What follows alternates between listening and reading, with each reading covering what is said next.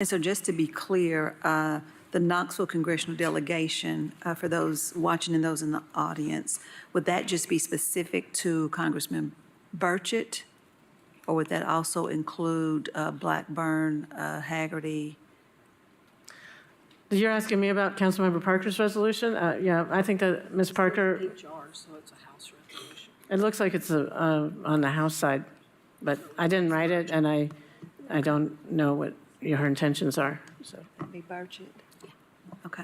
So just to be clear, Councilwoman Parker did confirm that this would be going to Congressman Burchett. Thank you. Councilmember Fugit. Thank you. My question was, sounds to me like the two different, one was for something and this one is opposed to something, but both of them are about supporting community TV, which we have done. And the mayor's done, and we all know Congressman Burchett's address ourselves and can send and have, and I will send. So I just wonder about the necessity of doing this. And Councilwoman Parker, when you said they ask, was it the media board that asked you to bring this resolution to us? It was a request made by CTV staff during a board meeting. So CTV staff asked this resolution to come before council, but none of them have talked to us but you. They've only talked to you about it. I don't know about that. I haven't been discussed. No one from the organization has spoken to me about it. So I just wondered, did the board take action and ask council to do this? But it sounds like it was just staff that mentioned it at a board meeting. Okay.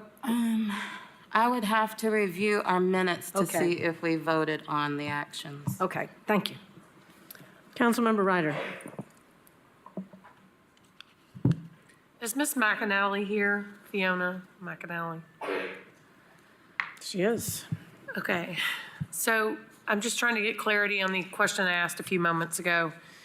It is my understanding what we voted on in June was brought by the administration because Paige Travis, who works for the city and is also on the community television board, brought that as a result of concerns from their meetings. Do I understand that correctly?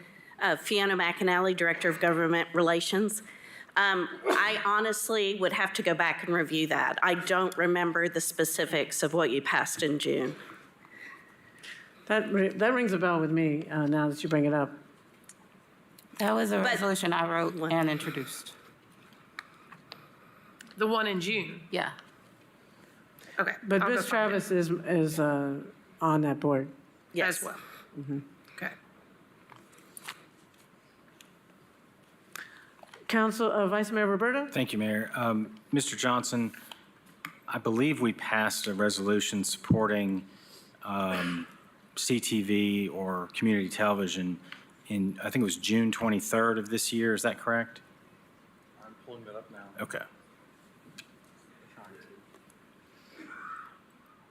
It may take a minute. What, do you have any further comments or questions while he's pulling that up? To the best of my recollection, and obviously Mr. Johnson's looking it up, I think we already did pass this resolution. The mayor's already sent a letter about this. I think individual members can send letters about it if they'd like to. I think, any negotiations that are going on behalf of the city to this, obviously we've already expressed our desire to support community television. We should support community television. So I don't really find this resolution necessary. I think we should, we have already taken action on this and they have everything they need. Go ahead, Mr. Johnson. On June 13, 2023, Council adopted a resolution expressing support of and protecting Community Television Act, H.R. 907 of the 118th U.S. Congress, to clarify that franchise fees are only monetary. Councilmember, thank you, Mr. Johnson. Councilmember Thomas. Is anyone from CTV here that we could ask some questions? Is anyone from Knoxville Community Media present?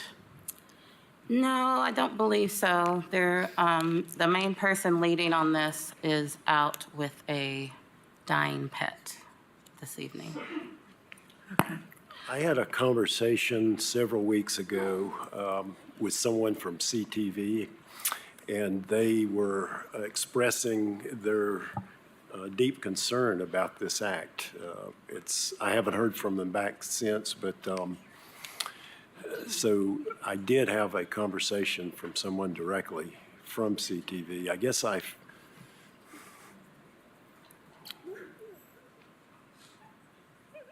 in light of what Attorney Swanson said and the fact that I have had conversation with someone from CTV expressing concern about this House bill, I know we may have already expressed a certain amount of support, but I'm struggling with why we shouldn't go ahead and add this to it. I think it's very important. It is a local issue. It does affect Knoxville. I'm open to what my council people say. I'm also wondering if maybe we should postpone it for 2 weeks until we can look more into it and talk with perhaps KUB and CTV. So those are my thoughts right now, but I'm certainly open to what my other council members think about it. Council Member Parker? Oh, well, I'll go back to Councilmember Smith after you speak. Thank you, Mayor. I appreciate the comments of Councilmember Thomas and agree that I don't see any harm in us going forward and passing this. And as was clarified by Mr. Johnson, the Protect Community Television Act was about franchise fees. This act is about land regulations, zoning regulations, even more pertinent to our role as city council members. So I think it's really important that we as the legislative body add our voices through this resolution. It's already been written, introduced. It would be much easier for us to pass this tonight than for us all to take individual actions following this meeting. Councilmember Smith? I just want to add, Mr. Oakes reached out to me a few months ago, or not a few months, but a few weeks ago, and I sent my letter in to Congress representatives in support of this. So it seems duplicative to me. If our colleagues want a couple weeks to consider it and dig into it, it sounds like there's confusion around what we have passed and haven't passed, but I personally supported this on my own accord at the request of Mr. Oakes. Councilmember McKenzie? Point of clarification to Councilmember Smith. So did you supported this bill, this HR 3557, the American Broadband Act of 2023? You supported it or you opposed it? I supported I'm getting confused now, but I supported the request made by community television. So To oppose it? Correct. Okay, because you said, okay, Right. because it came off as Yeah. if you supported this bill. And I Right. just want to be clear that. Thank you for that. Yeah, you're no, I welcome. supported community television on my own as advocacy because I felt it was important to do so oppose this bill. as an individual. Absolutely. And so, just to be clear, we all know that, this would be symbolic for us just to, as a body, if we decided to vote in favor of opposing this House bill, this House resolution, because we know what what the House composition is, and that the odds of it not passing are slim to none. But I do think that it makes a difference when we do make a stand and at least send our voices individually and collectively. Councilmember Parker does serve as council's representative on the CTV board. And so with that said, with her, bringing this back to council at their request, I think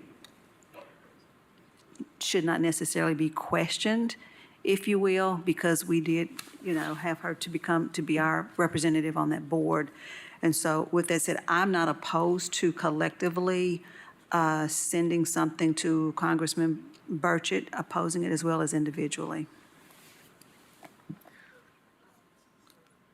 Any other questions or comments?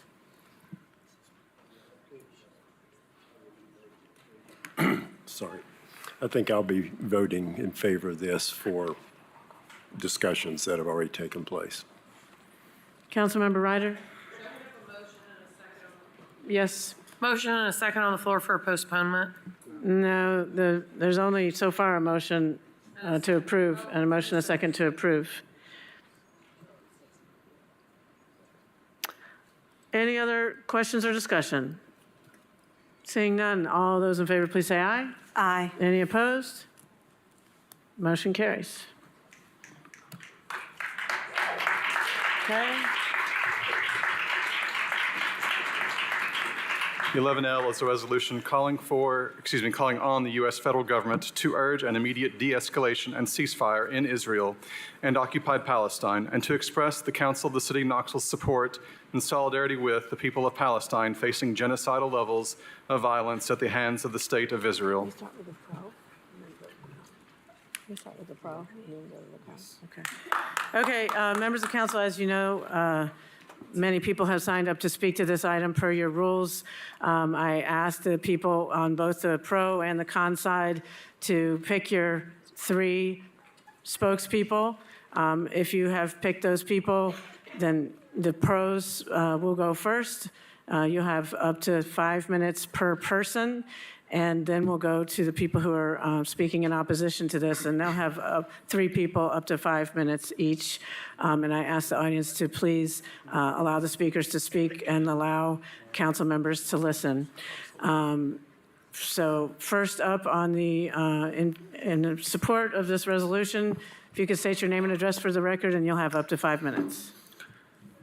My name is Hassan. I'm a lifelong South Knoxvillian and Palestinian. Between January and July of 2023, Israel killed 40 children in the West Bank.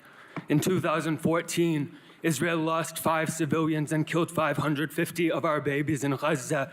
In revenge, over 110 of our children were killed for every civilian they lost. We never stopped mourning the massacre of 2014. This did not begin in October. In what world is it justifiable to slaughter 5,800 children in 53 days? A child every 12 minutes, 120 children a day for 53 days. Israel has now killed more than 200 children for every child killed on October 7th. Israel's nuclear-armed military, the 4th most powerful military in the world, laughs off as necessary the 5,800 children they slaughtered, while Israeli leaders say, wipe them out, kill them all. The children of Gaza have brought this on themselves. Wipe out their families, their mothers, and their children. These animals must not be allowed to live, end quote. The genocidal intent is clear. 70% of Gazans were refugees concentrated into camps after the invasion and mass exodus of 48, the Nakba. Half of Gazans are children. More than 1.7 million humans, 70% of Gazans, have again been forced from their homes in the past 6 weeks under threats of massacre. We did not ask for Palestine to be brought into the middle of Knoxville's local politics. Indeed, we asked that India not begin this madness earlier this year in taking a trip to Israel in her official capacity as mayor to strengthen ties between Knoxville and the fascist regime. Despite attempts on several fronts to get her to change course, she went on a propaganda trip to Israel despite protests and conversations relaying the harm in establishing ties with a foreign nation run by fascists, where she toured illegal settlements and met with occupation forces regarding security and surveillance in the hopes of using such technologies against our own people here in Knoxville. She took the trip to strengthen ties between Knoxville and a state founded on the mass graves of our grandparents, Muslims and Christians alike. In October 2023, India made a public statement that, quote, Knoxville stands with Israel, equating the Jewish people of our world with the fascist Israeli regime and the atrocities it commits against Palestinians. These false equivalencies promote anti-Semitic attacks against our Jewish relatives. Similarly, Erasing Palestinian death and failing to publicly acknowledge our deaths perpetuates hate crimes against our people here. In October, a 6-year-old Palestinian American was stabbed to death 26 times. Just days ago, 3 Palestinian American youth were shot in a hate crime inflamed by elected officials here in this country. Your promotion, India, of attacks against both of our peoples will not be forgotten. You are on notice. Anyone against this resolution is saying that they do not want a ceasefire, that they want the bombs to keep raining down on a civilian population, half of whom are children. They are saying that 13,000 humans and 5,800 children is not enough. Anyone against the resolution is saying that they don't want the city to affirm that it values the lives of Palestinians here in this city or our relatives back home. In the past month, one family here in Knoxville has lost more than 40 relatives, spanning 4 generations. Another has lost more than 30 relatives, including 4 children under 1 month old. All of those people were killed in indiscriminate bombings by a state whose leaders refer to our people as animals. Their lives should be affirmed, valued, and mourned. Anyone against this resolution is saying that we as Palestinians should not have our First Amendment rights to free speech protected, and that we should not be safe from targeting by law enforcement for peaceful demonstrations, and calling on elected leaders to support a ceasefire. A ceasefire is supported by 80% of Democrats, 68% of voters, and 56% of Republicans. Given that our mayor in private meetings and in public statements has clearly taken a side, we come before you, the council, a body actually connected to the people of our city, to stand with your constituents, to use your voices to uplift calls for a ceasefire and an end to this slaughter, to use your voices to be a voice for the voiceless. We are asking, like tens of cities across this country, for local leaders to take stands with people of our city in supporting a permanent ceasefire. It is rare to see any issue with the support of so many people, such bipartisan support, but we continue to see the will of people stifled, silenced, and punished. Thank you very much. I have the last sentence. The times are changing. Young people in this and people in this conference. Never again is now. Thank you. Never again Next person means to never speak. again for anyone. Never again is now. Next speaker. Next speaker. Next speaker. Okay, start. Member. Audience members, if you don't, next time I'd ask that you respect the city council members' rules. Ms. Ayesh, I want you to have some quiet for your comments. Will you please start the clock and start by stating your name and address for the record? Sure. My name is Meha Ayesh. I live in District 2. My zip code is 37919. Given the recent spate of violence against Palestinian Americans, I would prefer not to give my address. I was born and raised here in Knoxville. I attended Knox County Public Schools. I have 2 degrees from the University of Tennessee. I have made a deliberate choice to live here in Knoxville because I love this city and I want it to be home for me and my children. I'm also Palestinian. My parents are from a town called Al-Bira in the West Bank, in the occupied West Bank. They came to the United States over 50 years ago because they lost their residency status after Israel occupied the West Bank in 1967. But I'm not here today speaking to you as a Palestinian or as a Muslim. I'm here speaking to you as a Knoxvillian and as an American. We've watched over the past 7 weeks, 53 days, as Gaza has been decimated. As hospitals, schools, homes, churches, mosques have been destroyed, bombed with white phosphorus, and over 5,500 children have been killed, and thousands of other innocent people have been maimed, starved, and displaced.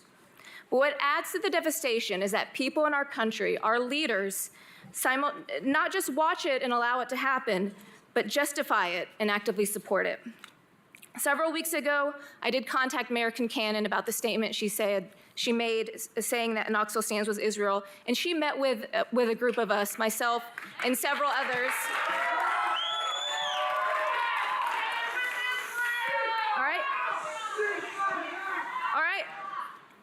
And I explained to her, and she listened to us as I explained how standing with Israel while it was collectively punishing the Palestinian people made us feel dehumanized and devalued.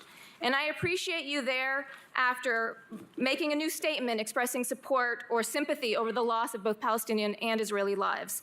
But since that time, we've seen many more weeks of indiscriminate bombings, of collective punishment, of siege, leading to the deaths of thousands more civilians, the displacement of at least 1.7 million people, and the destruction of at least half of the homes in Gaza. More children have been killed in Gaza in the past 53 days than children have been killed in all other conflict zones annually since 2019. And so our conscience demands that our city do more than express sympathy over the loss of innocent lives. We must do what is within our power to try to stop it. And I know many of you are asking, what does this have to do with the city of Knoxville? So I want to spend my remaining time telling you 3 reasons why it's something that the Knoxville City Council should care about and should act on. The first is so that you are on the right side of history, so that when our children and our children's children and our children's grandchildren ask us, what did we do to stop the ethnic cleansing and the genocide of the Palestinian people, we can tell them without shame. And please know that we are not being hyperbolic by calling it ethnic cleansing and genocide. These are the words of hundreds of genocide scholars who say that what is happening in Gaza today is either genocide or will become genocide if it is not stopped.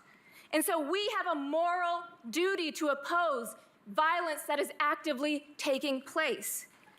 The second reason why you should care and act on this is for the trust and the credibility of your constituents. You heard Hassan say that almost 70% of Americans demand a ceasefire or support a ceasefire. But instead of reflecting what the people want, our president has literally scoffed at the idea of a ceasefire. Here in Knoxville, as you mentioned, several families have lost dozens of their family members. We want to know that you do care about our lives and that you do value the lives of all people. And third, in passing this resolution, you would join the growing list of cities who have passed similar ceasefire resolutions. Cities as diverse as Detroit, Atlanta, Akron, Ohio, Providence, Rhode Island, Carrboro, North Carolina, just to name a few. By joining this growing list, you will motivate and inspire more cities and citizens to call for a stop to the war, a stop to violence against civilians, and a stop to the seemingly endless suffering. Because whatever our detractors say, we are not motivated by hate. The people here and elsewhere in support of this resolution represent a diversity of religions, backgrounds, and perspectives. But we come together as Knoxvillians and as Americans motivated by a desire for peace and justice. No nation state has impunity. Israel has vowed to continue the fighting once this current pause is over.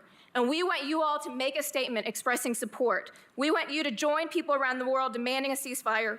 Please be our voice and vote in favor of this resolution. Thank you. Next person. The third and final person.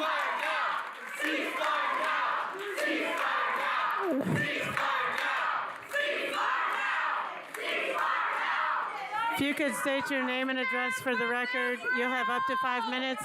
Go ahead, start the clock. Start the clock. Start the clock.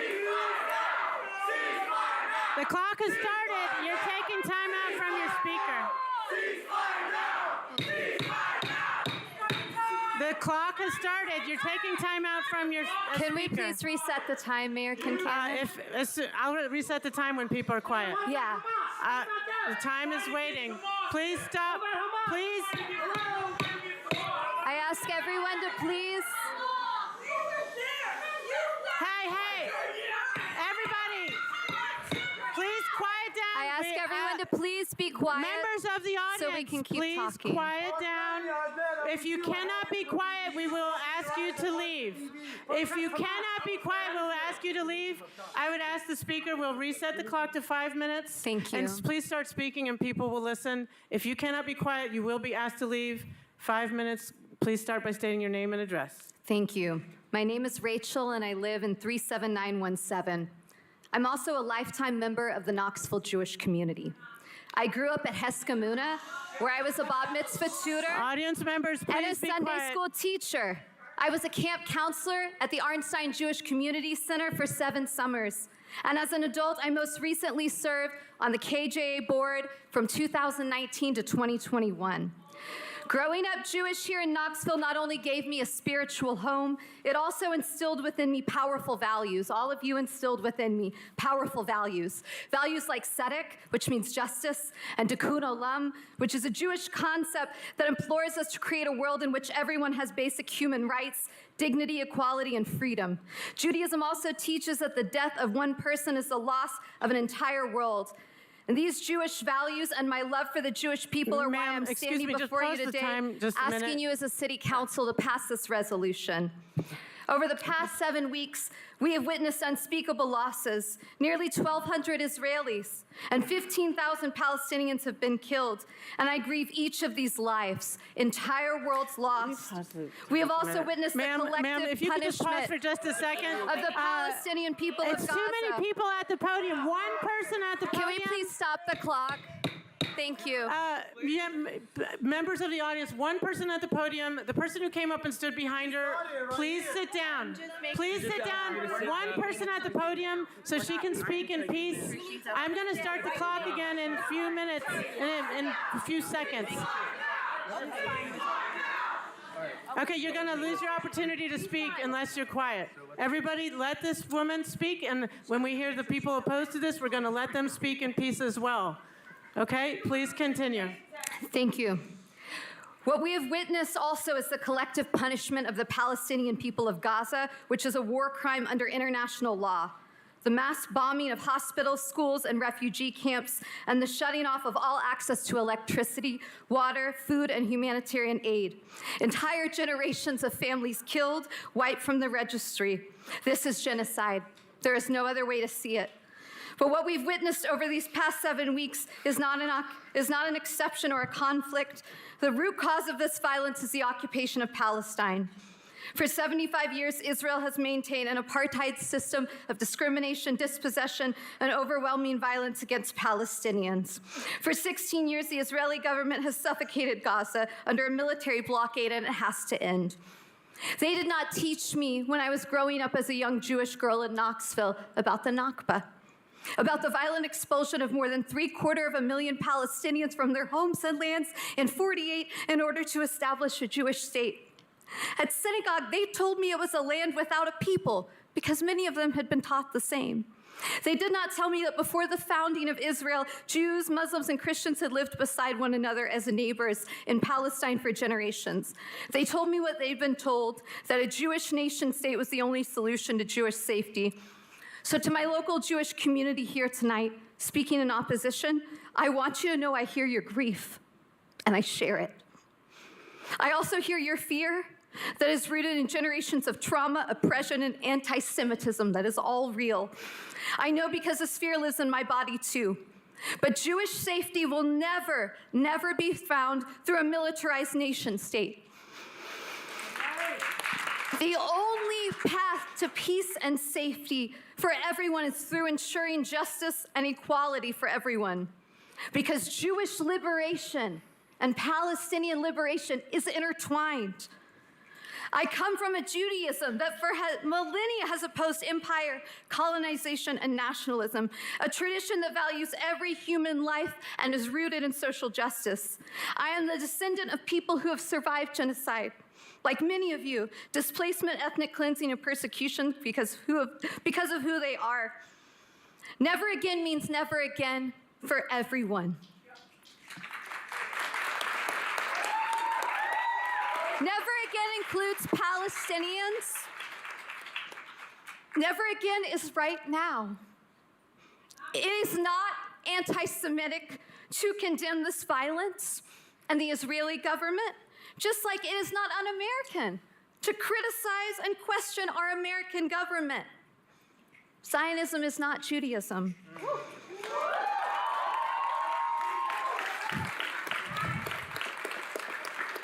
I encourage my Jewish community to listen tonight, to listen to your Palestinian neighbors, many of whom you've probably never met before. I encourage you to listen to them. I stand before you, all of you as City Council, alongside my Palestinian neighbors and beloved community, along with many other Jews, and allies calling for a ceasefire and an end to the occupation, calling for a free Palestine. As a City Council, I ask you to please pass this resolution and to join us in building a Knoxville and a world where everyone is free and able to thrive. Thank you. Okay, now we have 3 people.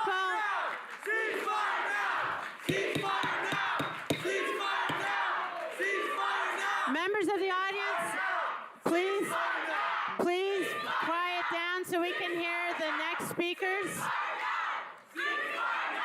Thank you to the audience members who have allowed the speakers to speak. Now we will hear 3 speakers who are opposed to this resolution. If you could please clear the aisles so the speakers can get to the podium. And again, I appreciate everyone's respect for the speaker's right to speak and also for council members' need to listen. If the first speaker who's speaking in opposition to this could make his way to the podium, please make room for the people to get to and from the podium. The first speaker, if you could state your name and address for the record, and you will have up to 5 minutes. Brian Goldberg, 37923. I stand before this council as the president of the Knoxville Jewish Alliance to help provide perspective of whom I speak for and to clarify what our alliance is. We run both the Arnstein Jewish Community Center in Bearden and the Knoxville affiliate office of the Jewish Federations of North America. We all know what a community center is, and many of you may be familiar with ours. Out of it, we run both a preschool and a summer day camp with our beautiful pool, but we are so much more. We run the following agencies from under our own umbrella: PJ Library, BBYO and BBYO Connect, Hillel at UTK, Jewish Family Services, the Jewish Archives of East Tennessee.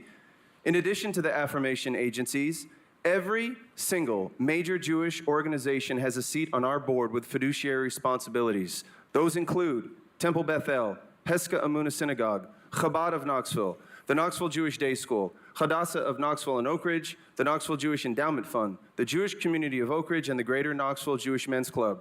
Personally, I am also a member of the Federation's National Youth Leadership Cabinet. I am a member of the Federation's Advocacy Corps, and I sit on the overall Board of Trustees for the Jewish Federations of North America. I think it is safe to say I am qualified to speak for the Jewish community. As that spokesperson, I'm shocked at the lack of outreach to our community by both the author of this resolution and of its supporters in its crafting. Both claim to have Jewish supporters and to be working with Jewish groups. Now there are those amongst us tonight who may pretend to speak for the Jewish community and support this resolution. If they represent the Jewish Voice for Peace, they are not members of the Jewish community. This organization is a con made to disguise itself as an altruistic entity while exposing some of the most anti-Semitic rubbish I have ever heard. Amongst the litany of hurtful actions that the organization has taken against the interests of the American Jewish communities, they have attempted to co-opt and demonize the word Zionist. I believe they do this so they and others feel more socially accepted by bashing Zionists instead of outright bashing Jews. Zionism is the movement for self-determination and statehood for the Jewish people and their ancestral homeland, the land of Israel. Zion, the biblical term for both the land of Israel and Jerusalem, has been a cornerstone of Jewish communal life for 2,000 years. As a leader, I recognize the truth that some people in attendance tonight do not believe in the validity of the state of Israel and will not stop in their attempts to create a revisionist history narrative which justifies their hatred. However, as a son and a grandson of avowed Zionists, and myself a proud Zionist, I say to you, enough is enough. Anti-Zionism is anti-Semitism. Full stop. Let me be clear. Members of the audience, please let the speaker speak. Let me be clear. I have received absolutely nothing but unabashed outrage and deep sadness over the mere prospect of this resolution from my community. My community is hurt by this resolution. The sheer volume of communication we have received has been both overwhelming from the Jewish community and from those outside of it. I should be helping plan our community Hanukkah celebrations that start in 9 days, not speaking to you all about this. The assumptions in this resolution's wording are base conjecture, not supported by fact, and this alone Audience should be members, reason enough to you ask must be that this quiet. resolution not move forward. Even more importantly, the city of Knoxville, which has neither the mandate to wade into geopolitics or the experience to opine on foreign affairs, should not waste its citizens' time and resources as such. But alas, the detractors of the only democratic country in the Middle East, exercising its right to self-defense against a terrorist organization, will stop at no lengths to gain traction for their revisionist goals.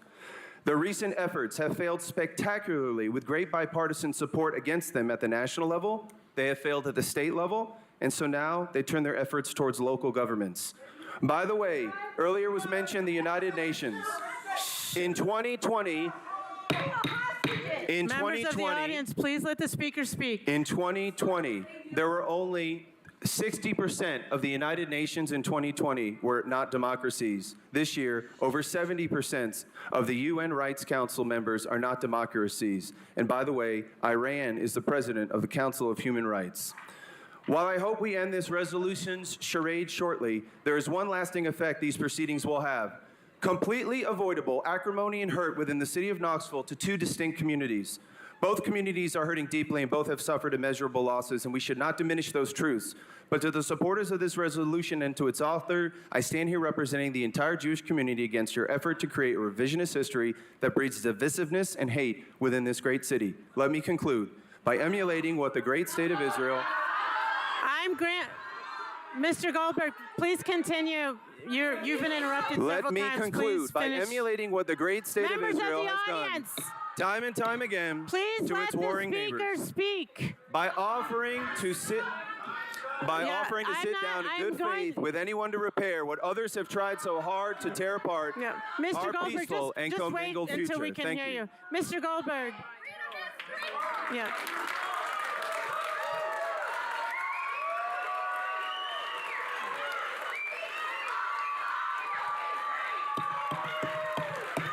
Go ahead. Okay, let's give them. Mary Evers going. Pause it every time that we can't hear them. Speakers and members of the audience, every time council members cannot hear the speakers, we're going to pause the clock and give the speakers more time. Okay? So, Mr. Goldberg, I apologize for the interruptions.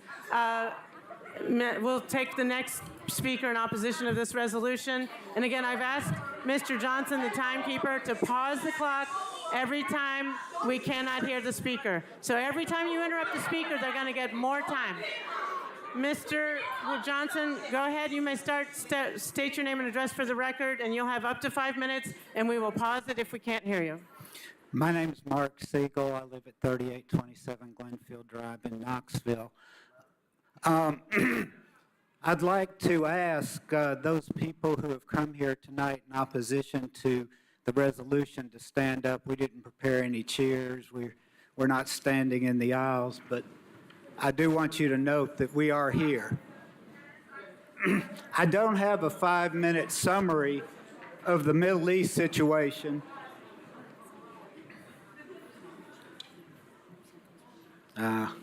We can hear you.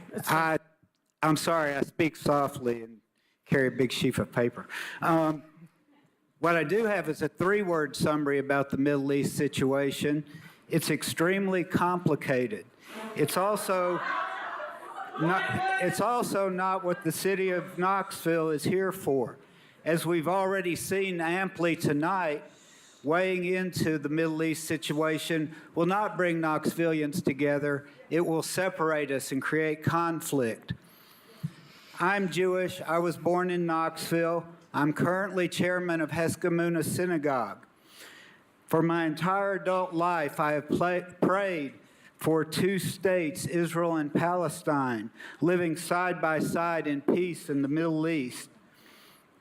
I stand with Israel, but the devastation that we're seeing in the Middle East right now pains me in my soul.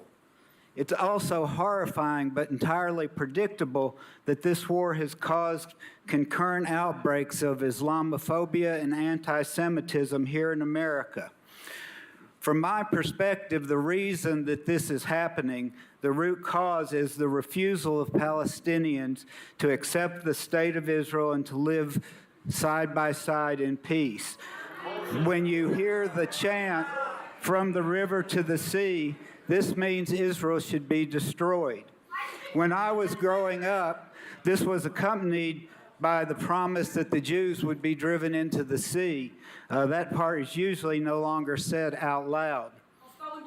Some of my congregants have told me that Please they let were the speaker scared at speak. what happened at your last council meeting. What scared them is they know that what Wait, just from the pause, river please, to the Mr. sea Siegel. means. We need to pause the clock. Okay. And Okay, go ahead. Mr. Siegel, thank you. my congregants know what from the river to the sea means, and they know Jews have experienced murder and expulsion time after time for hundreds and hundreds of years.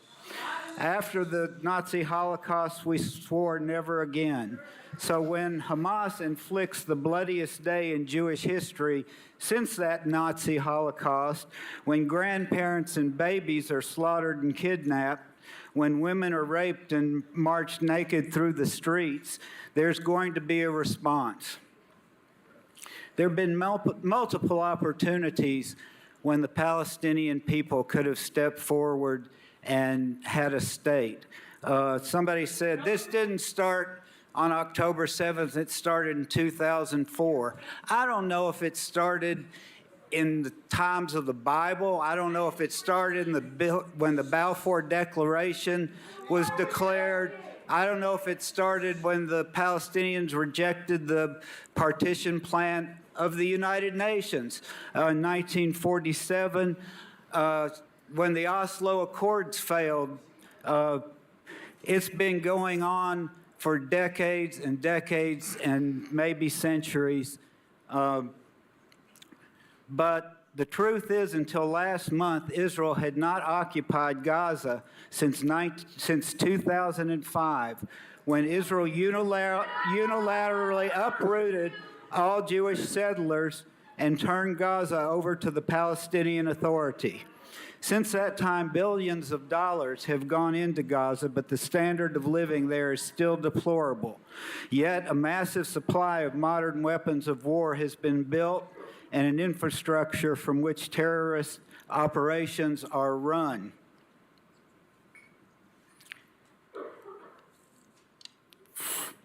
If you feel compelled to weigh in on the Middle East situation, help Israel.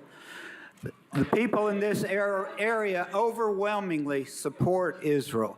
As chair of my synagogue, I have heard Jewish people elsewhere saying they feel alone.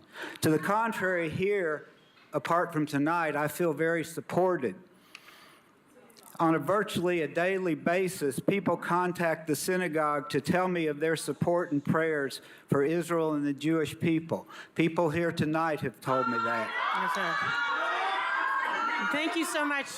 Next, we'll take the next and final speaker in opposition to this resolution.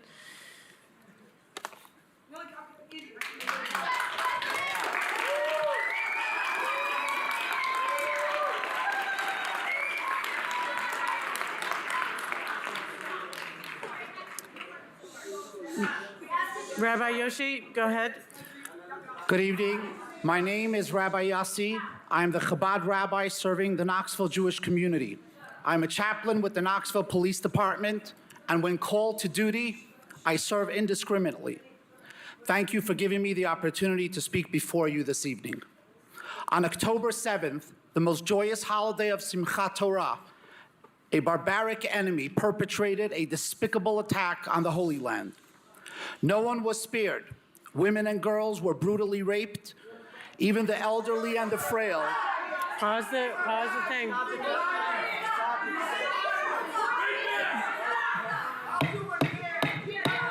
Members of the audience, you need to be quiet and let the speakers speak. Please be quiet and let the speakers speak, just like we heard from the other speakers. Please proceed.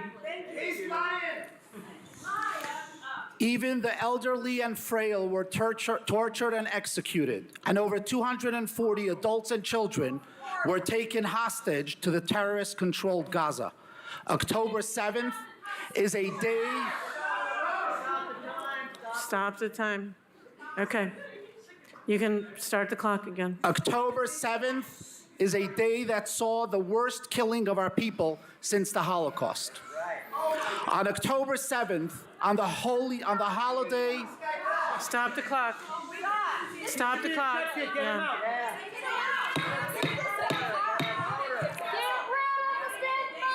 Members of the audience, you need to be quiet. Miss Every, you need to be quiet. Can I just say something outside of my minutes? Just take a deep breath. We are in disagreement, but at the same time, the same God that you believe in is the same God that put me here. Okay. So let's be respectful of each other. Members of the audience, please let the speakers speak and pay them the respect to let them exercise their First Amendment rights just like the other speakers. And then also let City Council be able to listen. Rabbi, please continue. Thank you. Start the clock. On October 7th, on the holiday of Simchat Torah, every synagogue in Israel and throughout the world read the first chapter of Genesis, the story of creation. Rashi, the 11th century classic commentator of the Bible, asked why the Torah, which is a book of instructions, begins with the story of creation, followed by the chapters about the life of Abraham, Isaac, and Jacob, the forefathers of the Jewish nation. Instead, the Bible should have started with the story of the giving of the Torah at Mount Sinai. He explains that a day would come in the future when people will accuse the Jewish nation of stealing the Holy Land from others. The Bible therefore sets down the premise that God, as the creator and the master of the world, he alone chose to gift the Holy Land to the Jewish nation. And all... Stop the clock. And Okay, please proceed. claims to the contrary have no basis in reality. In Genesis 12, God promises Abraham, the patriarch of the Jewish nation, that his descendants would receive the Holy Land as an eternal inheritance. This promise is reiterated to Isaac in Genesis 26, and then again to Jacob in Genesis 28.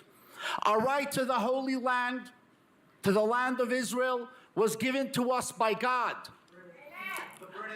This privilege... Pause the clock.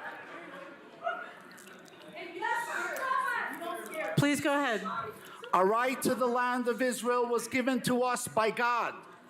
This privilege comes with an obligation recognized by international law and practiced by every country on the globe, to defend its people and its borders. Calling for a ceasefire is a call for Hamas to wipe Israel and the Jewish people off the map.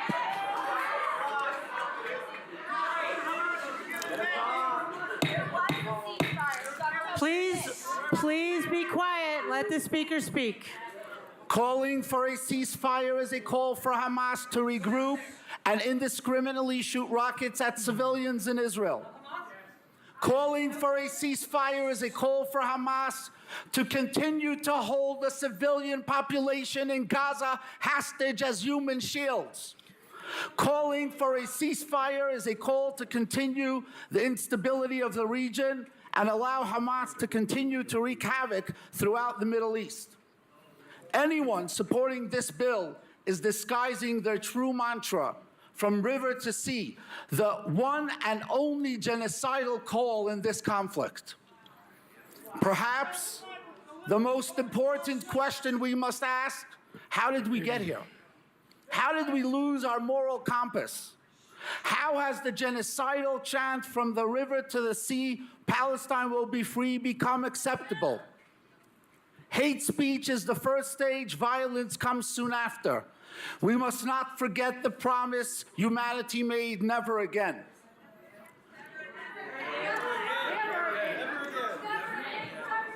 In 2 short weeks, we will be celebrating the holiday of Hanukkah. Hanukkah celebrates the victory of a small Jewish army of Maccabees over the mighty Syrian Greek army. We celebrate the miraculous victory of good over evil, light over darkness, the weak over the mighty, and the submission of the wicked into the hands of the righteous. On October 7th, Hamas drew a line in the sand. On one side is evil, hate, and destruction. On the other side is humanity, good and righteous. This attack transcends religious and cultural differences. It is a clear fight between the forces of hatred and evil and those of good and light. Thank you. Thank you, Rabbi Yossi. Thank you. Members of the audience, it's time now to...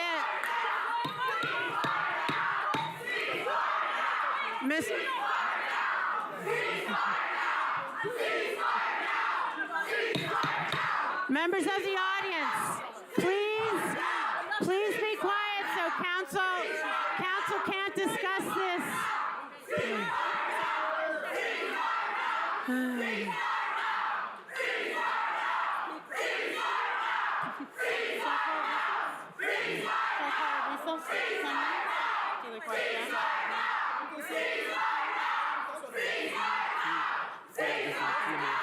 Okay. Members of the audience, thank you for the three people speaking from each side. Clearly, there are some very strong feelings on this issue. We have upheld our First Amendment duties as a city. Now the public has had their chance to speak to council, both pro and con on this issue. Now it's the public's chance to listen to council discuss this. I ask that you take your seats and be quiet and listen to council as they discuss this and just consider this. Thank you very much. Council Member McKenzie.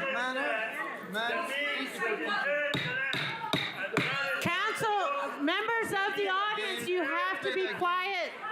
Members of the audience, you have to be quiet. Please be quiet. Councilmember McKenzie. You have to speak loud, please. Mayor, I'd like to propose that we take a brief recess as emotions are very high and let the audience regroup so we can have order. Is that what the council wishes? Fine. Okay, let's reconvene at 8:25. Call 9-minute recess. Yeah, they might take this break, and we'll see.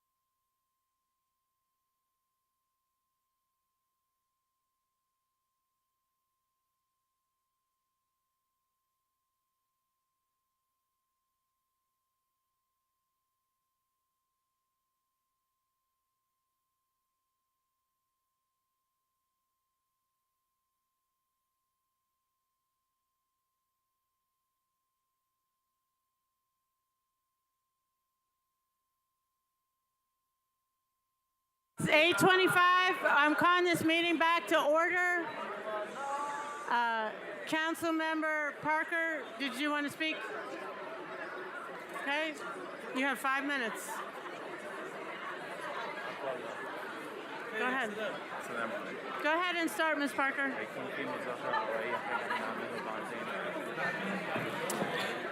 Thank you, Mayor. Members of the audience, hold it. Members of the audience, we're reconvening the meeting. Please move away from the podium. Please clear the aisles, take your seats, and remain quiet so council can conduct their business. If I could get my 7 minutes to introduce this resolution as its sponsor. Thank you. 7 or 8? Why does it say 8? We'll fix it. Okay, you have up to 7 minutes. Mr. Johnson's getting the clock ready. Okay.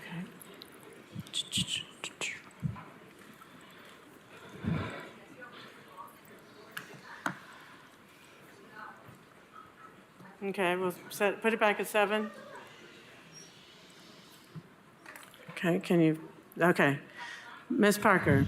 Okay, to introduce this resolution, I wanted to return to the statement released by the UN Human Rights Office of the High Commissioner, where it states that such egregious violations cannot be justified in the name of self-defense after attacks by Hamas on October 7th, which we have condemned in the strongest possible terms. The experts said Israel remains the occupying power in the occupied Palestinian territory, which also includes the Gaza Strip, and therefore cannot wage a war against the population under its belligerent occupation. In order to be legitimate, Israel's response must be strictly within the framework of international humanitarian law. The presence of underground tunnels in parts of Gaza does not eliminate the civilian status of individuals, an infrastructure that cannot be directly targeted nor suffer disproportionately. The experts also raised alarm about the escalation of violence against Palestinians in the occupied West Bank by soldiers and armed settlers. We are deeply distressed at the failure of Israel to agree to and the unwillingness of the international community to press more decisively for an immediate ceasefire. The failure to urgently implement a ceasefire risk this situation spiraling towards a genocide conducted with 21st century means and methods of warfare. They also expressed alarm over discernibly genocidal and dehumanizing rhetoric coming from senior Israeli government officials, as well as some professional groups and public figures, calling for the total destruction and erasure of Gaza, the need to finish them all, and force Palestinians from the West Bank and East Jerusalem into Jordan. The experts warned that Israel has demonstrated it has the military capacity to implement such criminal intentions. That is why early warning must not be ignored, said the experts. The international community has an obligation to prevent atrocities, crimes, including genocide, and should immediately consider all diplomatic, political, and economic measures to that end. They urged immediate action by UN member states and the UN system as a whole. In the short term, the experts reiterated their call to Israel and Hamas to implement an immediate ceasefire and 1, allow unimpeded delivery of desperately needed humanitarian aid to the people in Gaza. 2, ensure the unconditional, safe, and secure release of the hostages taken by Hamas. 3, ensure that Palestinians arbitrarily detained by Israel are released immediately. 4, open humanitarian corridors toward the West Bank, East Jerusalem, and Israel, especially for those that have been most affected by this war, the sick, persons with disabilities, older persons, pregnant women, and children. And they also recommended the deployment of an international protective presence in the occupied Palestinian territory under the supervision of the UN. Collaboration of all parties with the Commission of Inquiry on the Occupied Palestinian Territory, including East Jerusalem and Israel, and the prosecutor of the International Criminal Court on the investigation opened in March 2021, as well as crimes arising from recent events, underlying that the crimes committed today are partly due to a lack of deterrence and continued impunity. Number 7, implement an arms embargo on all warring parties. And number 8, address the underlying causes of the conflict by ending the Israeli occupation of the Palestinian Authority. They conclude by saying the international community, including not only states but also non-state actors such as businesses, must do everything it can to immediately end the risk of genocide against the Palestinian people and ultimately end Israeli apartheid and occupation of the Palestinian territory. We remind member states that what is at stake is not only the fate of Israelis and Palestinians, but a serious conflagration of the conflict in the region, leading to more human rights violations and suffering of innocent civilians. I wanted to read those words describing the conflict, describing the actions that must be taken by the international community to prevent a genocide. I wanted to read those words from the United Nations Human Rights Office of the High Commissioner so that we would have independent experts who were presumably have no tie to this conflict that can give their independent opinion of what we are seeing happening right now. And then according to their expert opinion, what we are seeing are signs of genocide if we do not take action as an international community. That is why I brought this resolution forward today, not only because it concerns me to see the words that have been shared about standing with Israel when we have a situation that UN experts have identified as potentially leading to genocide. In that situation, we must lift up our voices as an international community, and particularly if our voices have been lifted up to state that we condone the actions of the state of Israel, then we must come and clarify that we do not condone the violence in Gaza, that we do not support the continued bombardment that threatens genocide.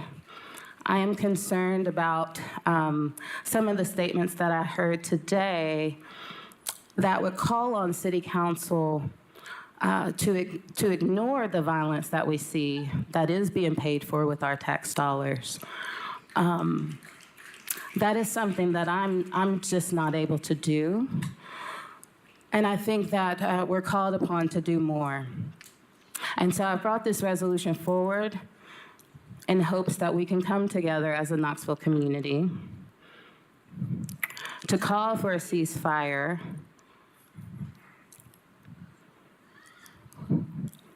for both Israel and Hamas, and to call for a lasting peace in the region. That's the purpose of this resolution.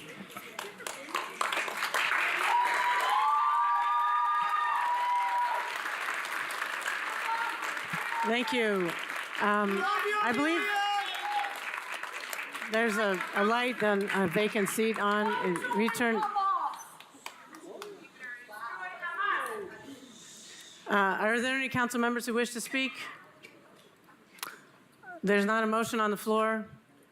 I'll make a motion to approve. Okay, there's a motion to approve. Is there a second? There's no second. The motion fails for lack of a second. Next item, please.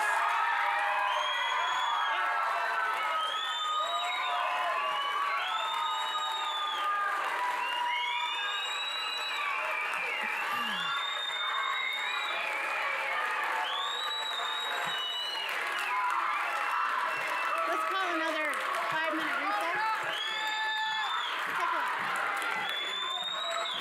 Okay. I'll just pause for a few minutes. Okay. Okay, let's just keep going. Okay. Okay. All right, council members, the next item is 12A. Members of the audience, the next item is on the table. You have to leave. If you cannot be quiet, you have to leave.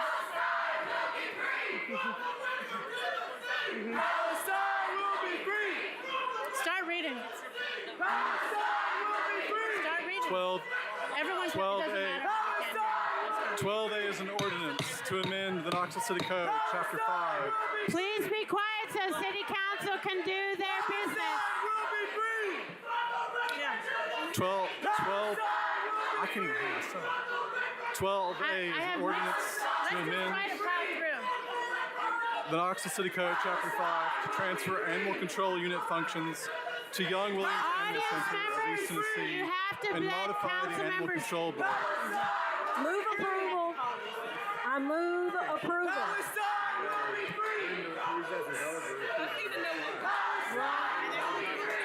Okay, council members, let's recess until 8:30, and if they're still not quiet, I'll have to clear the room. 8:30. Clear the damn room.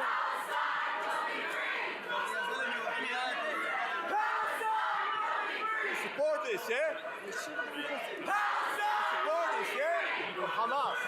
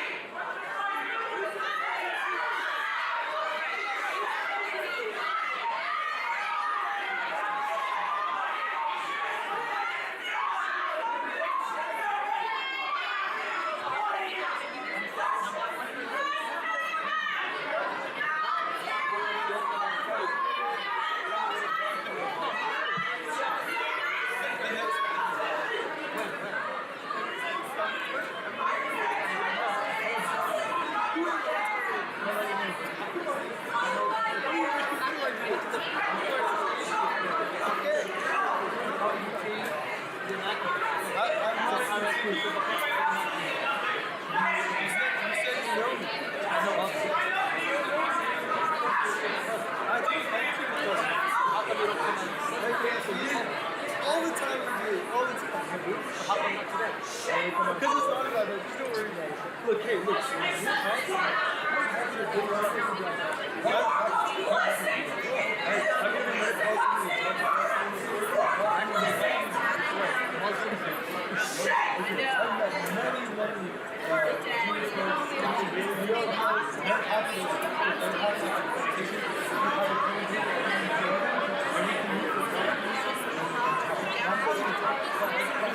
I think this is a good setting. That was good to come here with you.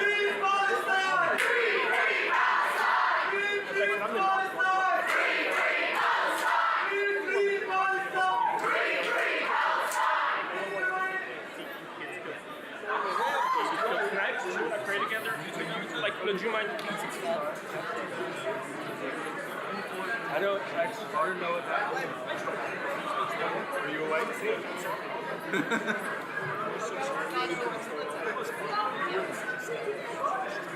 No, there's no second. There's no second. You can do it right now. Nobody second.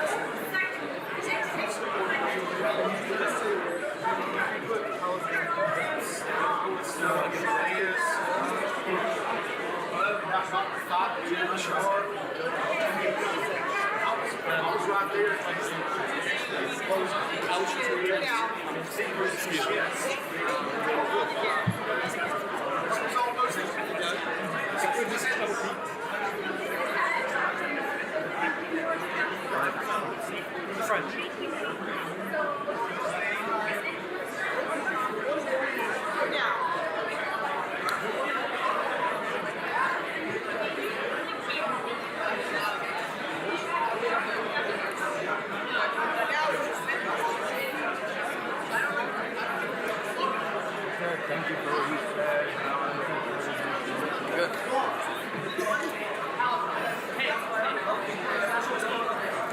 We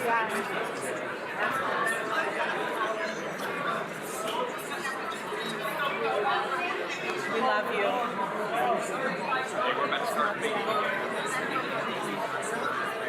We have so much more. We have so much more. Cowards. It's cowards. See you soon. What are they doing next? Public forum will happen in a little bit, but this resolution is over for now. Wow. Shame on not seconding peace and safety, love, beauty, future. Thank you.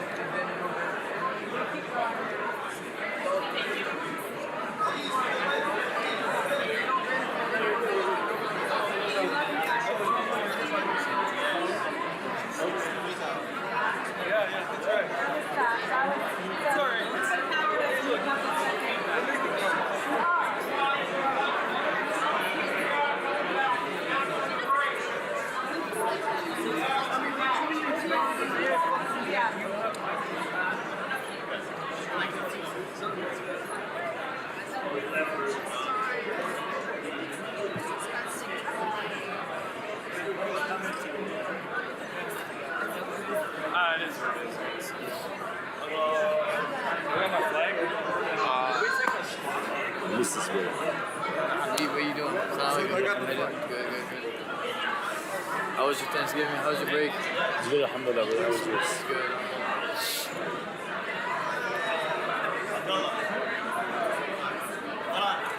Brent, get everybody here for a picture.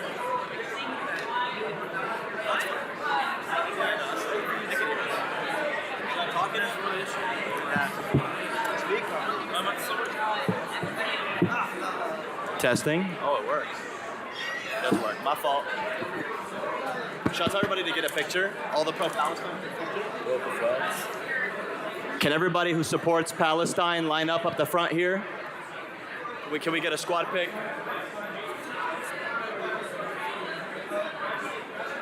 Okay, no squad pic? All right, bro.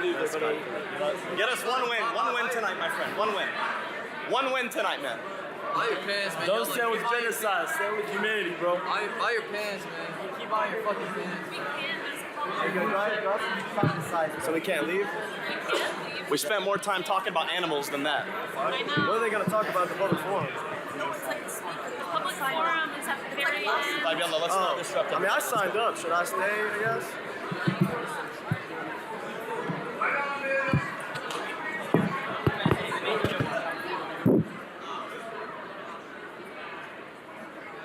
Her back as she was trying to leave. They were like, you have to come back.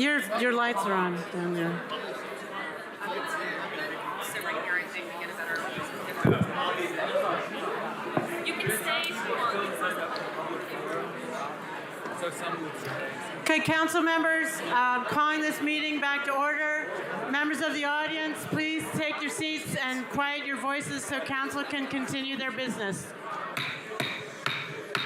This meeting is back in order. Anyone who is not quiet will be asked to leave. Please take your seats and be quiet so council can continue the city's business.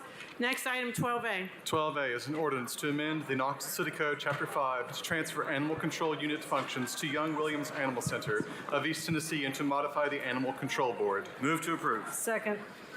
Motion made to approve and seconded. Was there someone who signed up to speak on this? Yes, ma'am.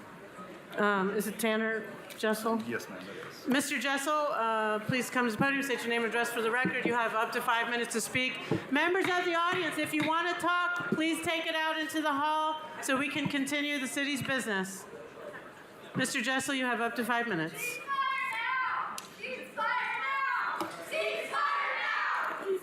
Okay. You are out of order. You are out of order. Please be quiet or you will be escorted out of the room.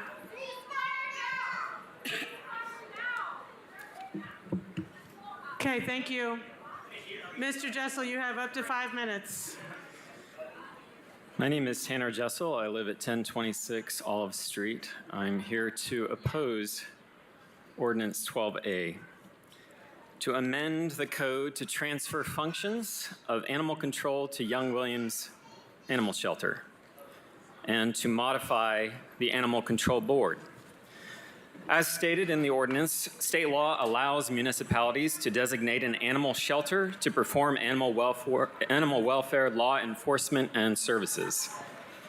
That's true to an extent. The Tennessee anti-rabies law contradicts this. It specifically states a peace officer must conduct these duties.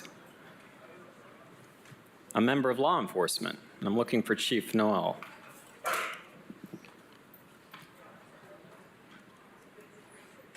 Emotions can run high, as we've seen tonight, when we're talking about members of our family, as pets often are. In East Knoxville, we've had incidents of dogs attacking other people. In South Knoxville, Tommy, we had a recent incident of a woman who was mauled to death. These are serious incidences where privatizing our animal control is not the answer.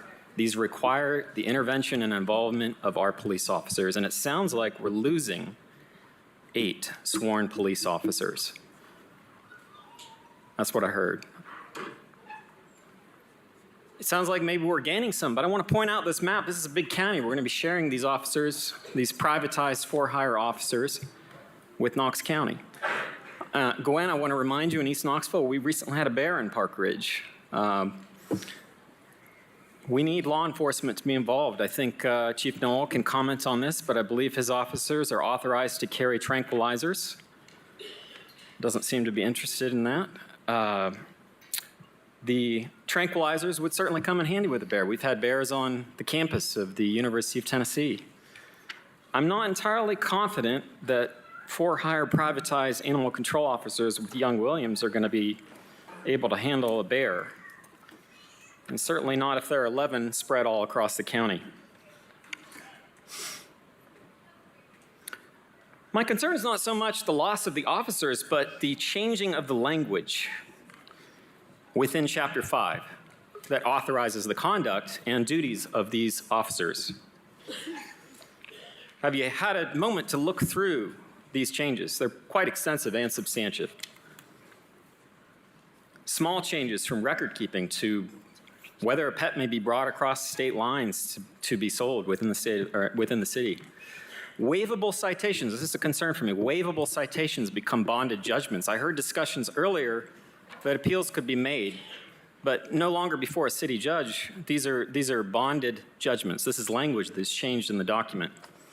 Periodic oversight is inexplicably altered to occasional, as if regular public oversight was an imposition. Prohibitions against negligence are inexplicably stricken. Add-ons allowing common procedures are added, leaving an openness to interpretation about what constitutes common procedures. Definitions of public nuisance are dropped entirely. Oversight of minimum standards of care are abolished. And this one's most interesting, and I would love to ask Chief Noel about this. If this ordinance will take effect 17 days after passage, so sometime in January, assuming this passes tonight and goes on to a second reading in December. Officers will, it's been stricken, they will not wear a uniform or a badge. So I'm wondering if this goes forward tonight, if this passes tonight and there's a second reading in January, are officers not going to be uniformed? They're not going to have a badge? This contract with Young Williams does not take effect until April 1st. So we're going to have 4 months where our officers are not authorized to display a badge. So Lauren made a motion tonight to postpone this. Let's postpone it. What's the rush? Why does this have to be done in December 2023? Charlie made a great comment that maybe we should study the item on the agenda earlier for a postponement. Let's do a postponement. There's no need to have this done tonight. I think, Janet, based on your vote earlier, you did not participate in the earlier vote. Let's let the next council person participate in that process. So thank you. And I want to comment that my comments, I discussed this with the Knoxville Animal Welfare Alliance, and they share my concerns. Thank you. Thank you, Mr. Jessel. Council members, that concludes people who signed up to speak to this. Just as a reminder, this agreement, which is a joint agreement with the county, passed unanimously on County Commission last week. It's supported by me, it's supported by the police chief, the sheriff, the county mayor, and the board of Young Williams. And my staff is here to answer any questions you might have. I'm not sure whose light was on first. Councilmember Smith, how about you? I just wanted to ask a question about one of the speaker's comments.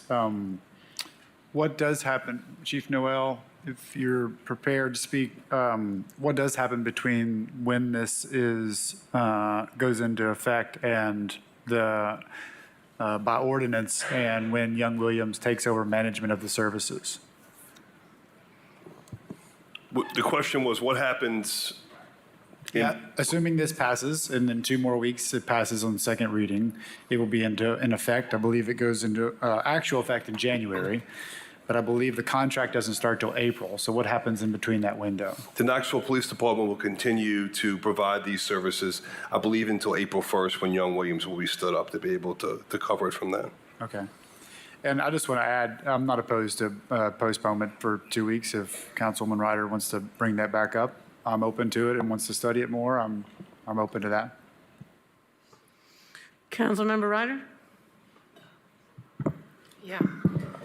So I was able this afternoon to speak with Doug Gordon and ask a couple of questions about some of the changes specific to this agenda item, and got some answers that were satisfactory, but did not have time to go through everything in light of many of the other things that were on the agenda.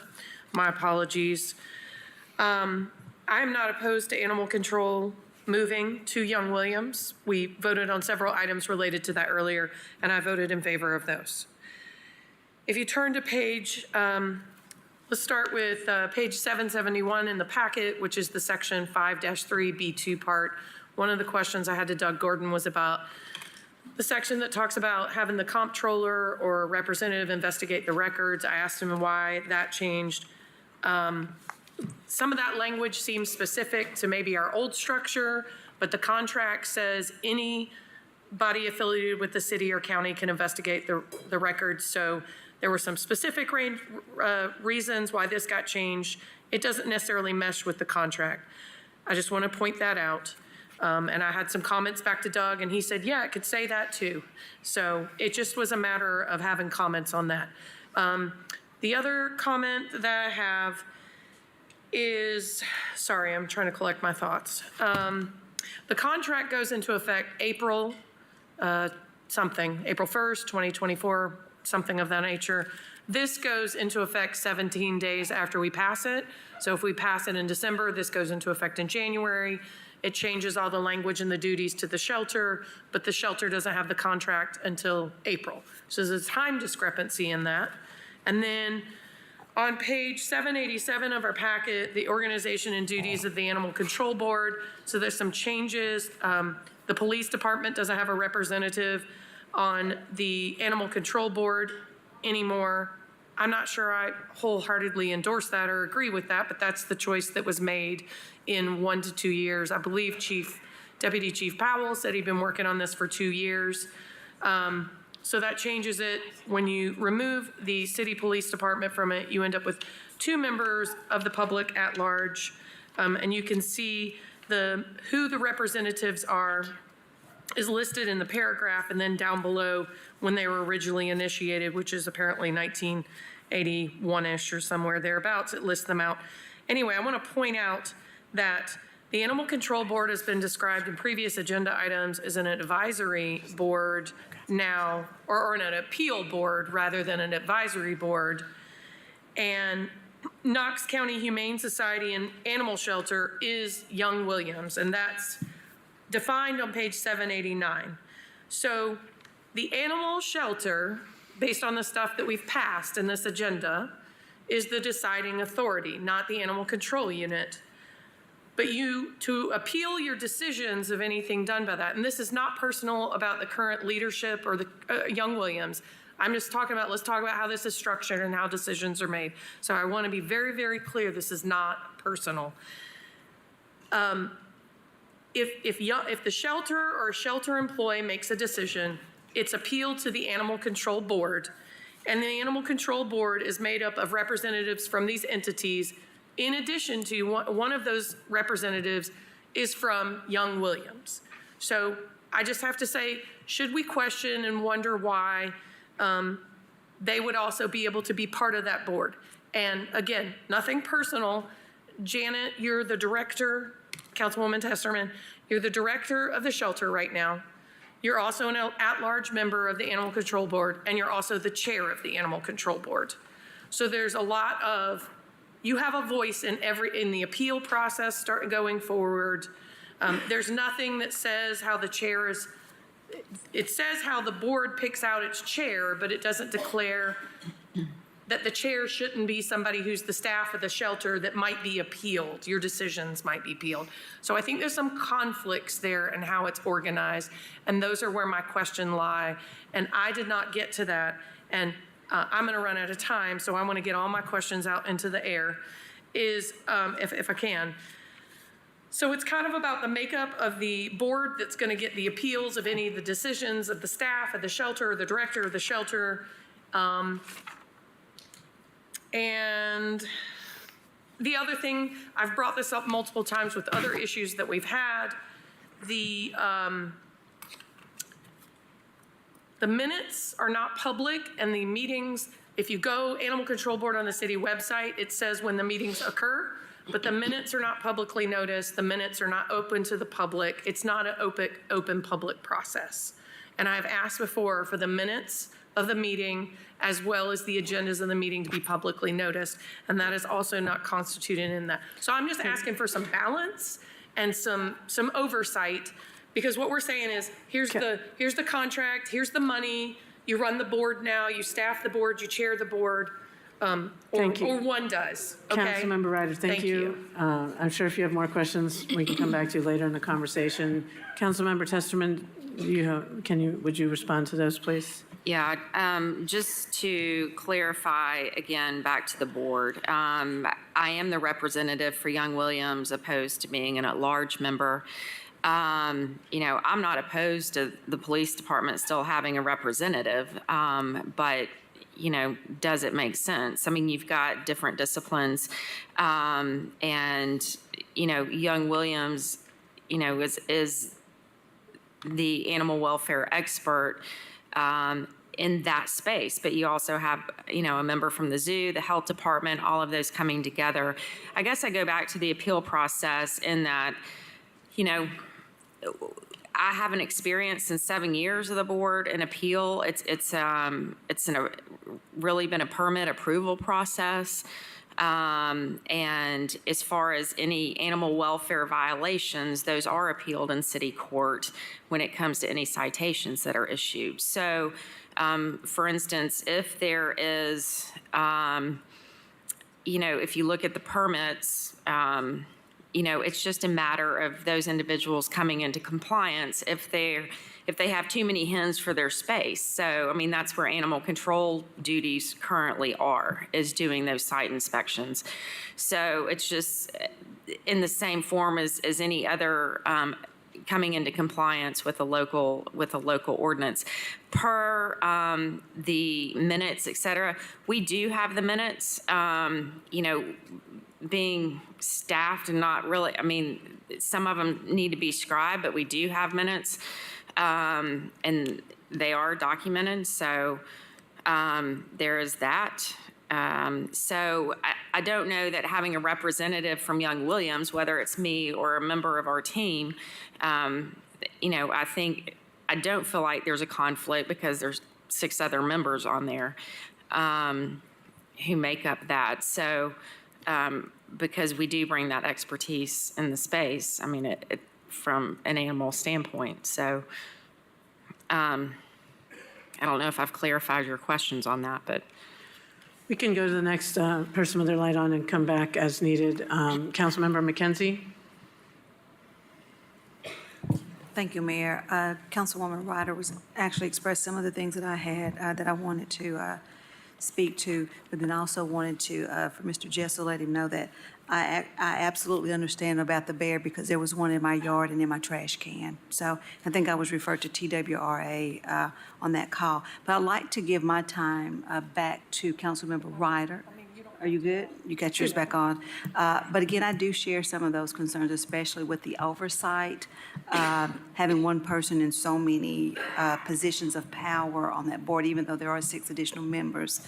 I think we may want to just kind of look at that a little bit more closely. And there was one item in here, and I got to find it again, but it was related to vicious dogs, and that there could be a license given to someone, a certain level. Section, okay, here it is, on page 773, section 5-11. It shall be unlawful for any person to own, keep, have charge of, shelter, feed, harbor, or take care of any vicious animal within the city limits unless a special permit is issued by the animal shelter wherein the owner assumes full responsibility and liabilities of the ownership. Could you expound on that a little bit as to, like, what would be the circumstances if a dog has been designated as vicious that a permit would be issued, a special permit would be issued? From that verbiage, I would say there are levels of dangerous dog level 1, dangerous dog level 2. We have never adopted out a dangerous dog level 2 dog. That's come in at that. Dangerous dog level 1, if it comes out and if it's given back to the owner, or generally that's the case. If a dog is not surrendered to the shelter, they go to the court allows them to take back a dog that's been deemed dangerous dog level 1. There are provisions that they have to meet in accordance to local ordinance in order to maintain the keeping of that animal. Would vicious be determined by like the number of bites or attacks or something that animal has had? Not necessarily on the number. I mean, it would be, if it has a bite on its record, or if it's a repeat escape artist and, might not bite but terrorize, neighbors and that type of thing, then there are provisions that dog cannot be outside a fence, that there's a lot of security measures that come into play, which is very rare. Okay, thank you. Thank you. Councilmember Ryder, just as a point of information, I didn't know that the minutes of the Animal Control Board weren't available online, but I will try to remedy that as soon as possible. Or the agendas and the minutes. There's no reason why we shouldn't be posting those. I just wasn't aware of that, so we'll fix that. Councilmember Parker, and then we can go back to Councilmember Ryder. Thank you, Mayor. When it was proposed to postpone this item at the top of our agenda, I missed that motion, or I would have supported it. And I support postponement now. The issues that are being raised, I think, are valid concerns, and they're not necessarily being raised as amendments to this ordinance. I think there's more discussion and clarification that is needed, so I would support a postponement. I'll allow someone else to make that motion. Okay, Councilmember Ryder. So my comment is, I don't want to vote against this because this is necessary to go with the contract to move forward. But I'm also not prepared to say, unless you guys want to sit here and debate it and ask staff all kinds of which ways a Sunday, how to sit here and edit the board part. I would rather talk with staff in the next 2 weeks and see what changes would be recommended for the makeup of the board, or changes to it, or why KPD. I understand why KPD might be removing themselves from Animal Control Board, but also when we were talking about the earlier agenda items, Chief Noel was talking about the various reasons that they would go out. And so I realize a lot of what you're doing on the Animal Control Board in the future is permitting, but there's also stuff, I guess some of the things that the board used to do with dangerous dog or not dangerous dog. There's some things that used to be done with the board that's now moving to the staff of Young Williams. If That would only be the oversight of permits. the oversight of permits. So the Animal Control Board, describe to us what Animal Control Board's going to be doing in the future, in your understanding. Well, I mean, I think and I would like to bring Mr. Gordon up to help with this as well. But with that, I think for instance, like I said, the board itself has been working over the last couple of years to establish standards and guidelines, much like the health department does with restaurants for local pet retailers, because currently there have never been. So this group has worked with that. It would be something ultimately that would come to council to establish those, although I think some of that is under the purview of what the Animal Control Board can do.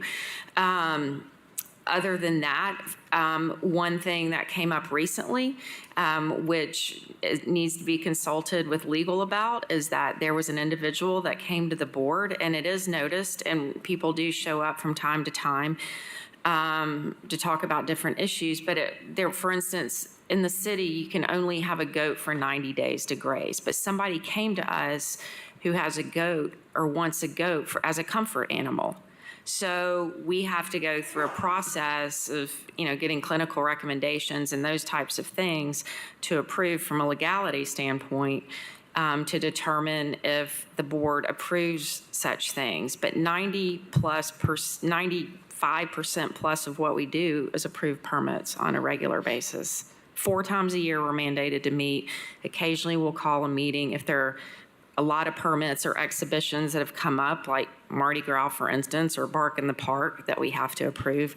But Mr. Gordon, would you like to weigh in on? Yes. So the board is only supposed to meet 4 times a year per the ordinance, but in reality, it has to meet many, many times a year on an emergency basis.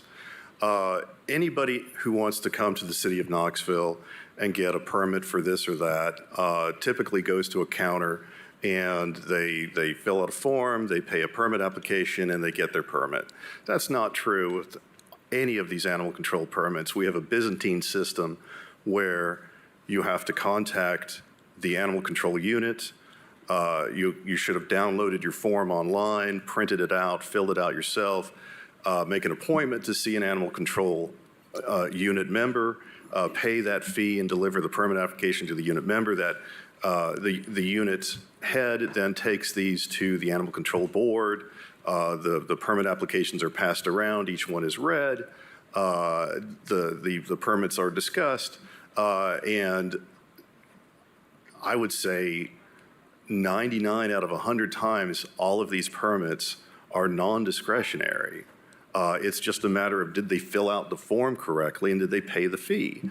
So now this Byzantine system results in a lot of problems for the citizens of Knoxville who need these animal permits. Let's say there's a church out there and they want to have their Christmas pageant, and they've rented out some goats and some sheep and some camels. They may not realize that they're going to have to put in that application for an animal exhibition well in advance of that show in order to have everything collected and taken to the Animal Control Board. It's just a bad system. And since we're switching the animal control unit to something that Young Williams does, the animal control unit and the Animal Control Board are mentioned throughout Chapter 5. And to make all of this work, it seemed like let's just bring the Animal Control Board and this process up to date and make it something efficient for the citizens of Knoxville. I just want to mention real quick, when it comes to the bear issue, animal control unit officers currently do not have weapons. They couldn't shoot a bear if they wanted to. That was a KPD function if it ever would come up, and it will remain so. So, no, Young Williams animal welfare officers will not be issued weapons. Thank you. Councilmember Fugit, and we can come back to you, Councilmember Ryder, if you have more questions after Councilmember Fugit. Thank you. I think you just answered my question. I'm just trying to get the sense that basically what I heard is KPD civilian were animal welfare officers, correct? Yes, ma'am. So these are going to be civilian animal control officers working for Young Williams. If either one of those people, whether they worked for KPD or worked for Young Williams, thought they needed police for a dangerous situation, they would call, correct? Yes, ma'am. And KPD would show up in its law enforcement capacity to deal with upset owners, bears, bad things. Yes, ma'am. And so that would not change the current practice.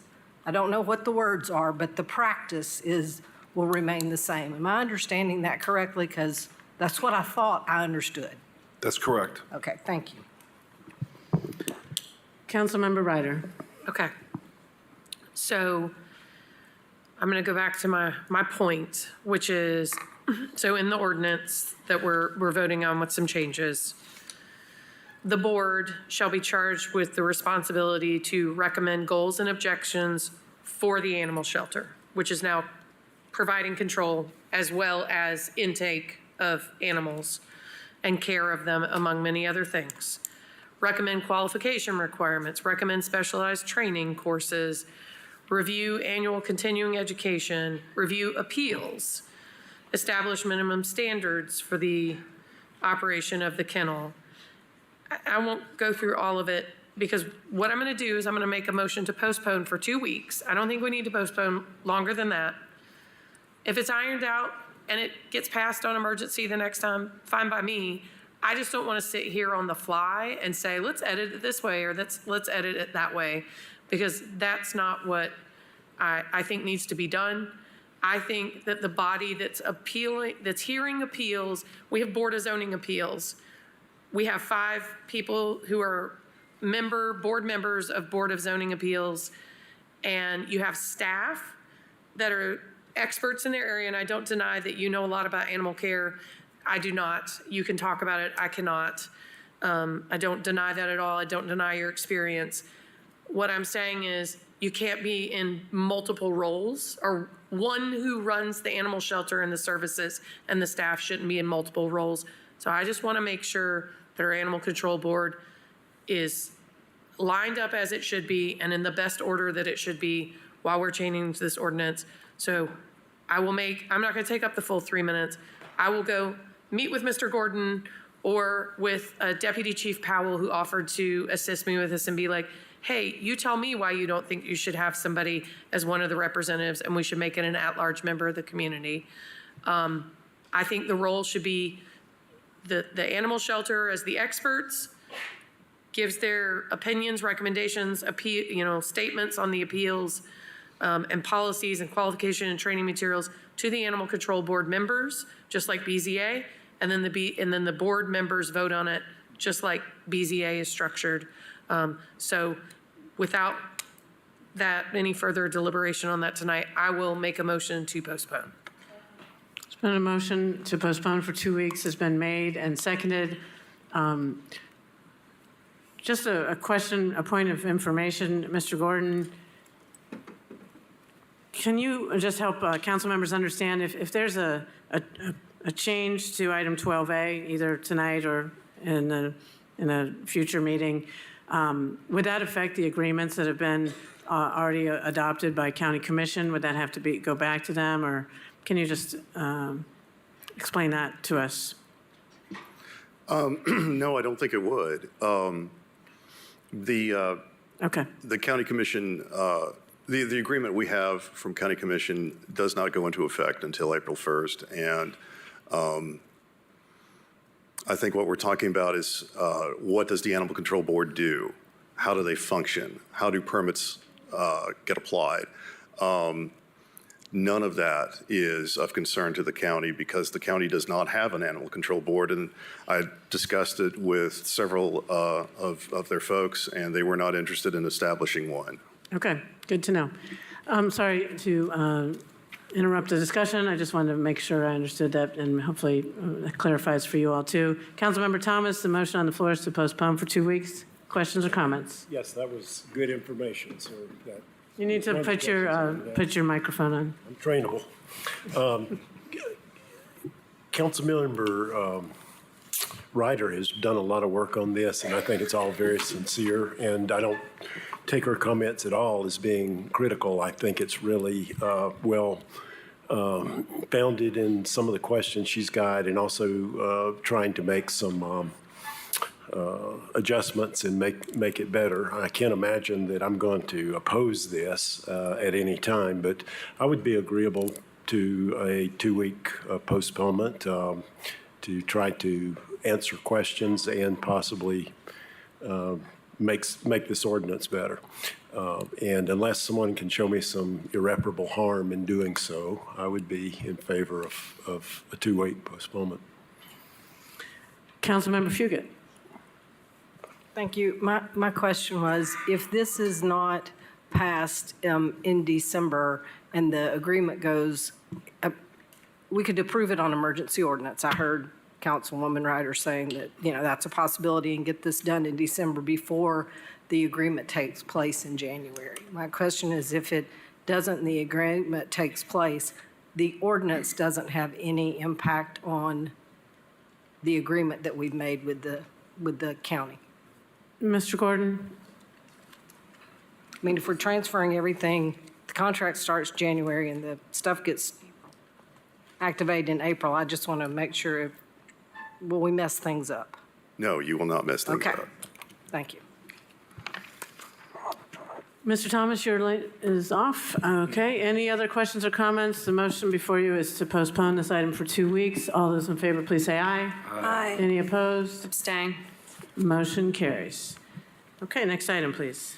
12B is an ordinance to change the base zoning classification for property located at 707 DeLapp Drive from RN1 District to RN2 District. Jim Fox, applicant, 5th District. Move to approve. Motion made to approve and seconded. Councilmember Thomas. Next Okay. item. Any other questions or comments? Seeing none, all those in favor, please say aye. Aye. Any opposed? Motion carries. 12C is an ordinance approving the request of Amy Sherrill for an amendment to the North City Sector Plan from low-density residential to medium-density residential office for property located at 114 Sylvia Drive, 5th District. Move to approve, and I will have a comment. Motion made to approve. Second. And seconded. Councilmember Thomas. Yes, just for context, quite often we object to these rezonings that are kind of extreme on paper, like RN1 to RN5, like here, as we should. This one, I've scrutinized it. This planning staff has scrutinized it. We agree that on this particular parcel, that rezoning is appropriate. And I can go into other reasons, but it basically has to do with the location, the access to some of the infrastructure there, some of the surrounding zonings. This is not a huge parcel, and I think it would be one of the better places to add density relatively inside of a neighborhood. So I do agree with this rezoning. Thank you. Any other questions or comments? Seeing none, all those in favor, please say aye. Aye. Any opposed? Motion carries. 12D is an ordinance approving the request of Amy Sherrill for a 1-year plan amendment from low-density residential to medium-density residential office for property located at 114 Sylvia Drive, 5th District. Move to approve. Second. Motion made to approve and seconded. Any questions or discussion? Seeing none, all those in favor, please say aye. Aye. Any opposed? Motion carries. 12E is an ordinance to change the base zoning classification for property located at 114 Sylvia Drive from RN1 District to RN5 District. Amy Sherrill, applicant, 5th District. Move to approve. Second. Motion made to approve and seconded. Any questions or discussion? Seeing none, all those in favor, please say aye. Aye. Any opposed? Motion carries. Yes, ma'am. Okay. Council members, we have several people signed up to speak at public forum. Per your rules, I will call on the first 6 who are present, and they will each have up to 5 minutes to address council. The first person signed up to speak is Eden Nguyen. Can we have more people speak, please? Please come to the podium, state your name and address for the record, and you'll have up to 5 minutes to address council. My name is Eden Nguyen, and my code is 37917. I wrote 2 speeches for today. This is not the one I wanted to deliver. I will not be asking, do you support Israel over Palestine? The answer is obvious to me now. Given your vote, you do support Israel. You do support genocide. You do support the killing of innocent children and families. You do support the murder of 4,104 children and over 14,000 Palestinians just in the last 40-plus days. When asked if he condemns Hamas, the Jewish scholar Norman Finkelstein said, "I am very reluctant to condemn people who are in a position or in a condition such that were I in that position or condition, I'm not sure what I would do." The 1,500 men who burst through the gates of Gaza were born into a concentration camp. You are saying you are okay with this. You are okay with children, grandparents, women, and entire bloodlines being wiped out. I am asking you to imagine what your vote has done. Imagine seeing your loved ones being killed right in front of you and all your friends and closest relatives. It's hard to imagine that, right? Well, this is what your vote has done to the Palestinian people. Our elected officials who voted in favor of unconditional support for Israel don't feel any compassion or a shred of empathy for the Palestinian people. You and others like you are hypnotized by Israel, but me and millions upon millions of other kids like me aren't. We can see the truth more plainly than you give us credit for. Thank you for letting me speak today. Thank you. Next person who signed up for public forum is Omar Hamad. Omar Hamad, are you present? There are more than 6. Omar Hamad is not present. We'll move on to the next person, Shirley Klepper. Is Ms. Klepper present? Not here. Next person is Rabbi Michael Weiner. Is Michael Weiner present? He's gone. Okay. Next person is Alexis Gibson. Ms. Gibson, please come to the podium, state your name and address for the record, and you will have up to 5 minutes to address council.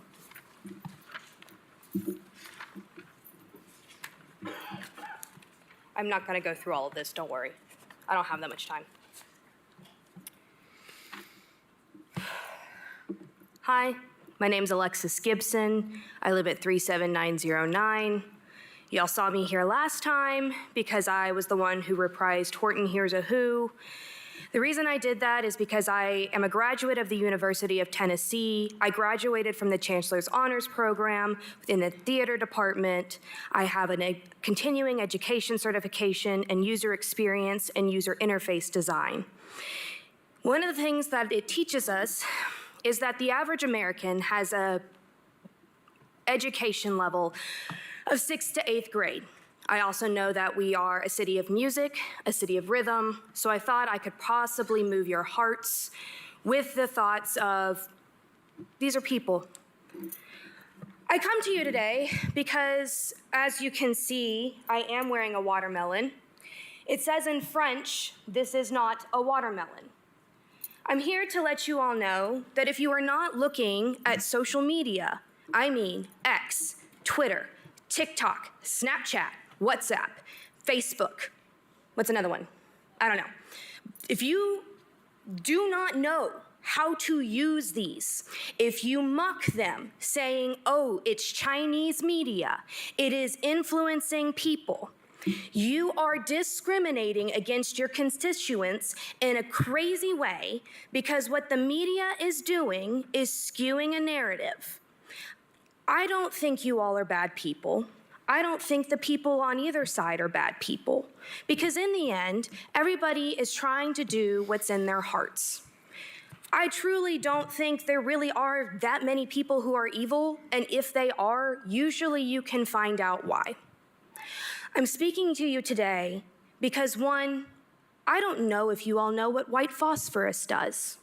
It was originally introduced in the military so that you could use it as a gas to melt down weapons so that they would be no longer usable for any military to use after you if you could not transport them. I repeat, they were made to melt weapons.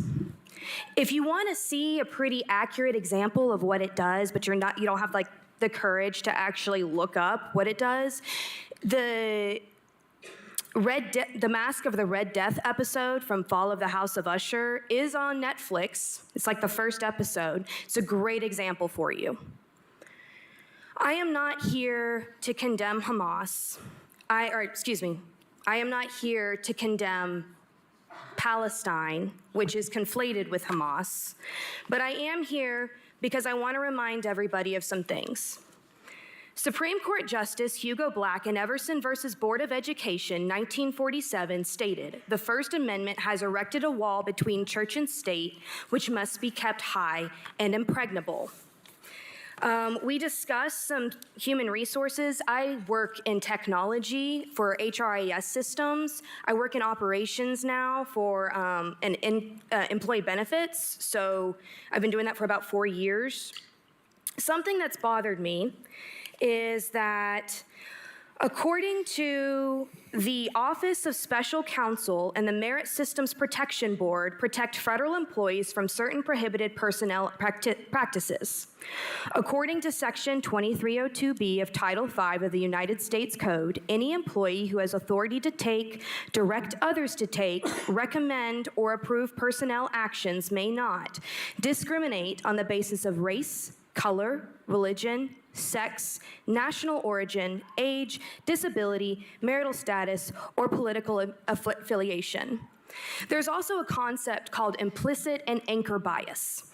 Implicit bias is where you do not realize that you have a skewed opinion of another person.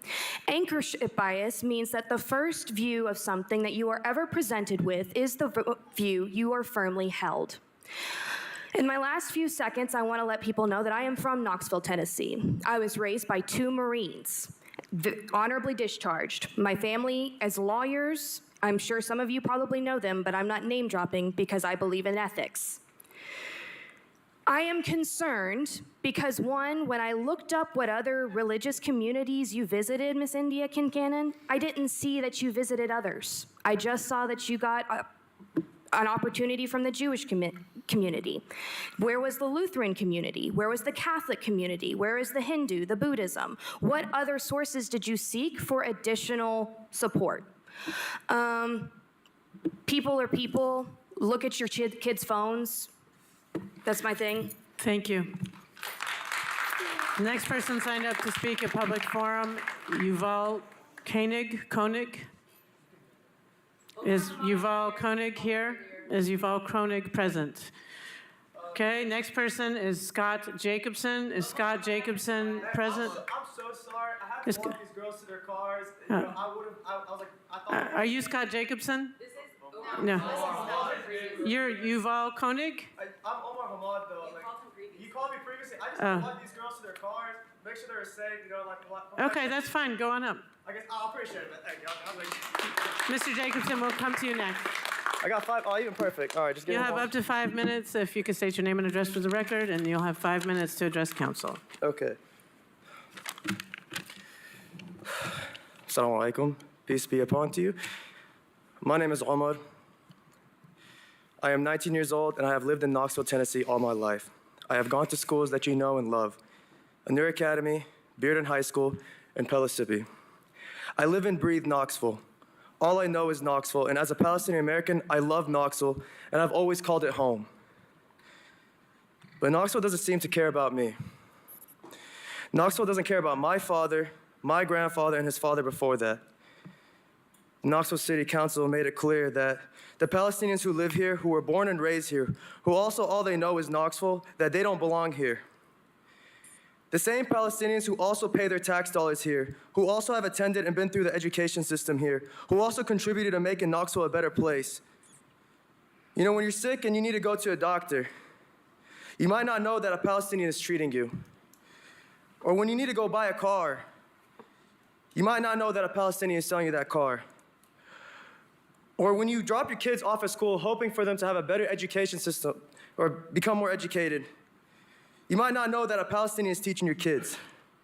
So are you going to tell me that those same Palestinians who are healing, teaching, and serving the Knoxville community, who are just trying to help people, that their families don't matter? That their families and people and their friends don't matter back home? You know, I've been to the Middle East. I have visited Palestine. I have seen how beautiful the land and people are. And I've also seen how those people are the same people who live here in America. And what I mean by that, I mean that those people are human beings with dreams and goals, and who have families that love and care for them. My grandfather was forced to leave Palestine back in the 60s, and my family has lived everywhere but Palestine since then. My family are now refugees to Jordan, who has the most amount of Palestinian refugees. And I would talk to my cousins, and they would tell me how they would love to come to the lands of opportunity and pursue their dreams here. However, the same country they would love to come to is the same country who is currently funding the Israeli military, who are destroying their families and their people. The average age of a person dying in Gaza is 5 years old. Let me repeat that. The average age of a person dying is 5 years old. Last time I checked, I don't think a child is an army soldier. This is not an equal war between two armies. These children and civilians do not have advanced weapons. For Israel to kill over 20,000 people is not an act of warfare, it is an act of genocide. I'm wrapping this up, but it's clear as day. We're talking about a city, Knoxville, that I breathe and I've grown up in. But it doesn't seem to see me or my dad or my granddad or every other Palestinian in Knoxville. It's like we're invisible. Here we are, Palestinian Americans born and raised in Knoxville, part of its bones and its blood. But still, it's like we don't fit. We're here contributing, paying taxes, teaching kids, treating patients, selling cars, just trying to make Knoxville better. But does that even matter to you all? We're a part of Knoxville, but our story, our struggle, it's a part of something much bigger. You don't have to be Palestinian to support our human rights. You just have to recognize our humanity. That's the least you can do. Thank you. Okay, next speaker, Scott Jacobson. If you could come to the podium, state your name and address for the record, and you'll have up to 5 minutes. Thank you. Scott Jacobson, 37902.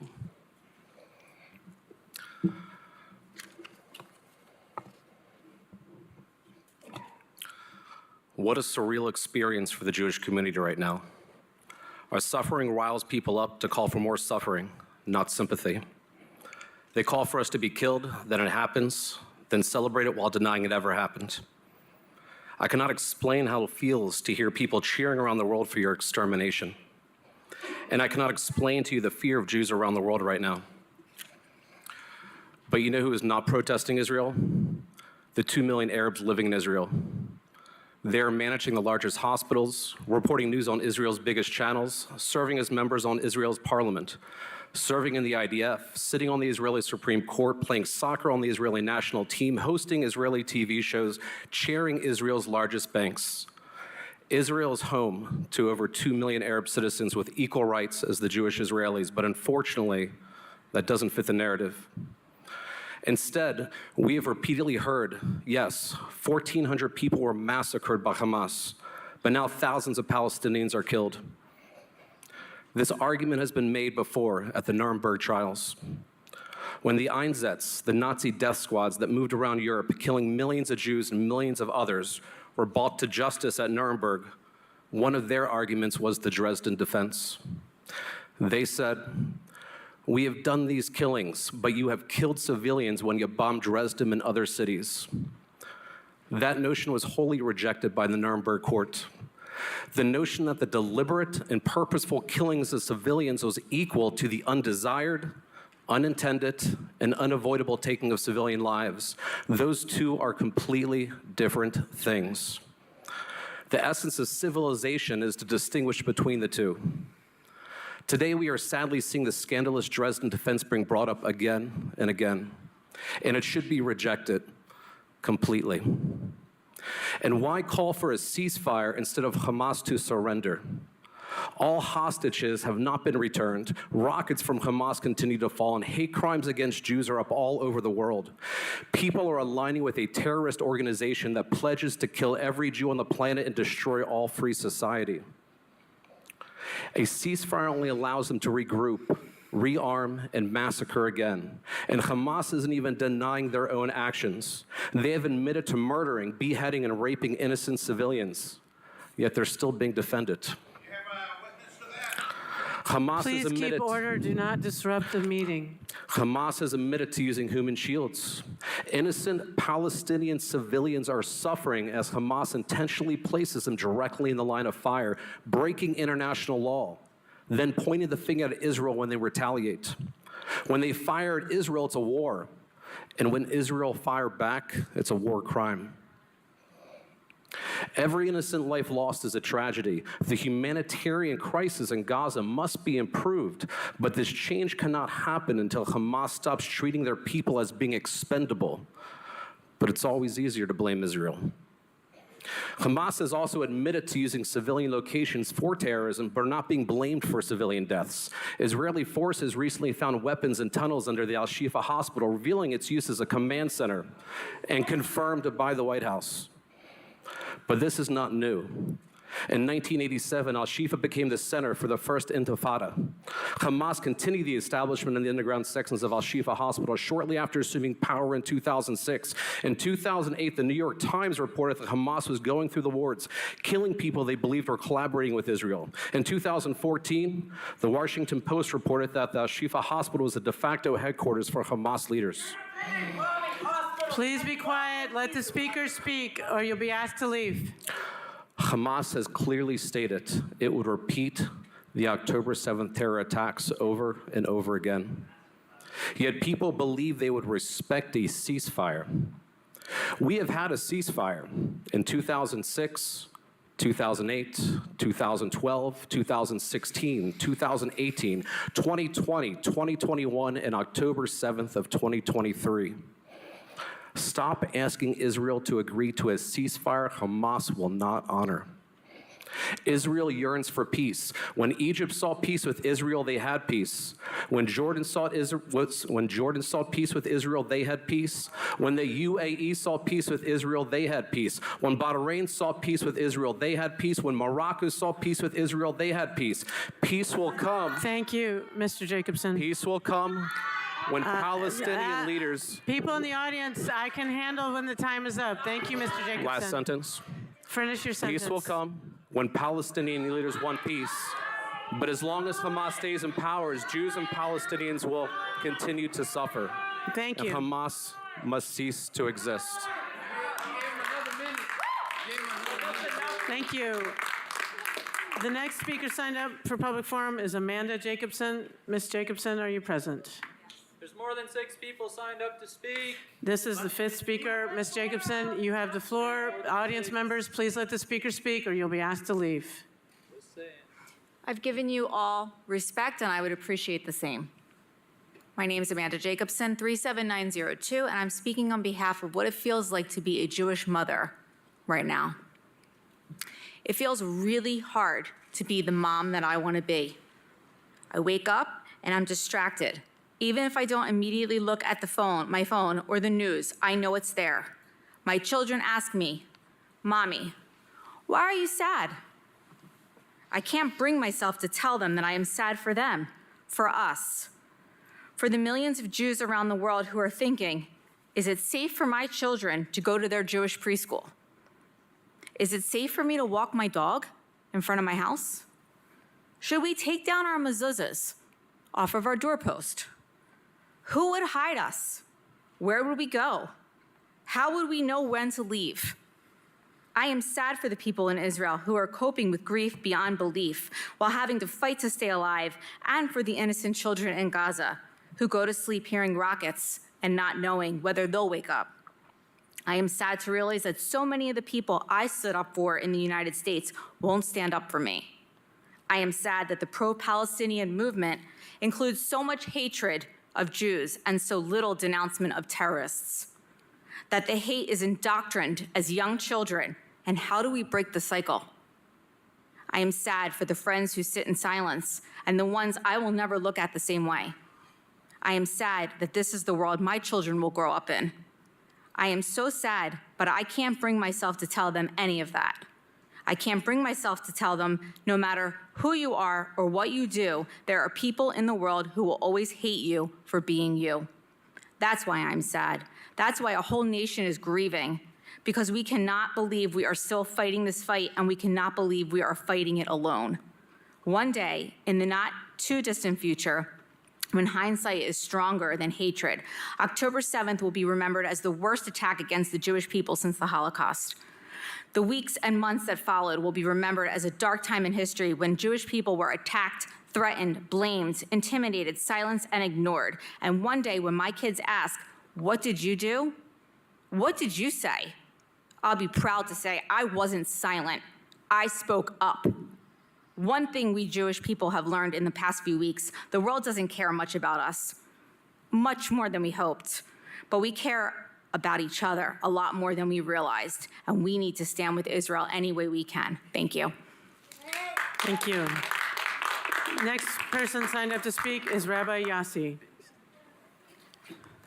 Could you let us know what the total number? This is the sixth speaker. Right, how many are on the list that haven't spoken? Let's see.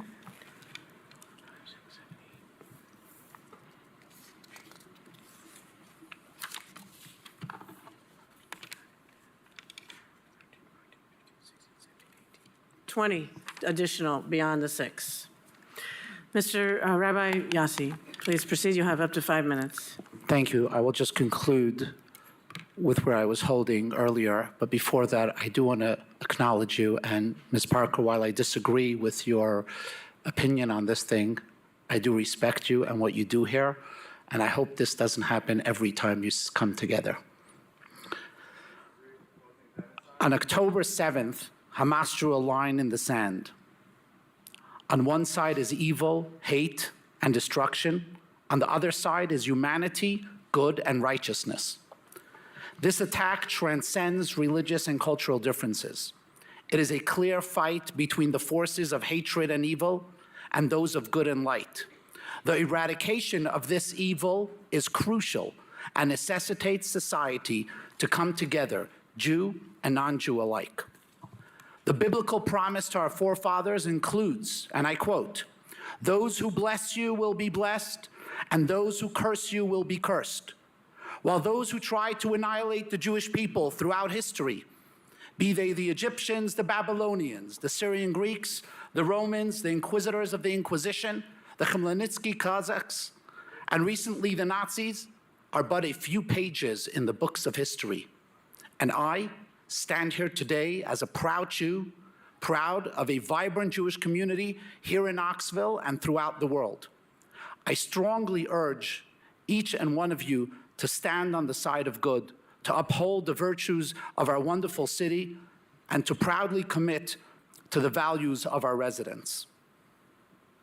May God bless Mayor Kincannon and our city council members who have been chosen to make laws and decisions for the citizens of our city with wisdom and understanding in their noble pursuit of justice, truth, and equality. Knoxville does stand proudly with Israel. Am Yisrael Chai. Thank you. Council members, that concludes public forum. Without objections, this meeting is adjourned.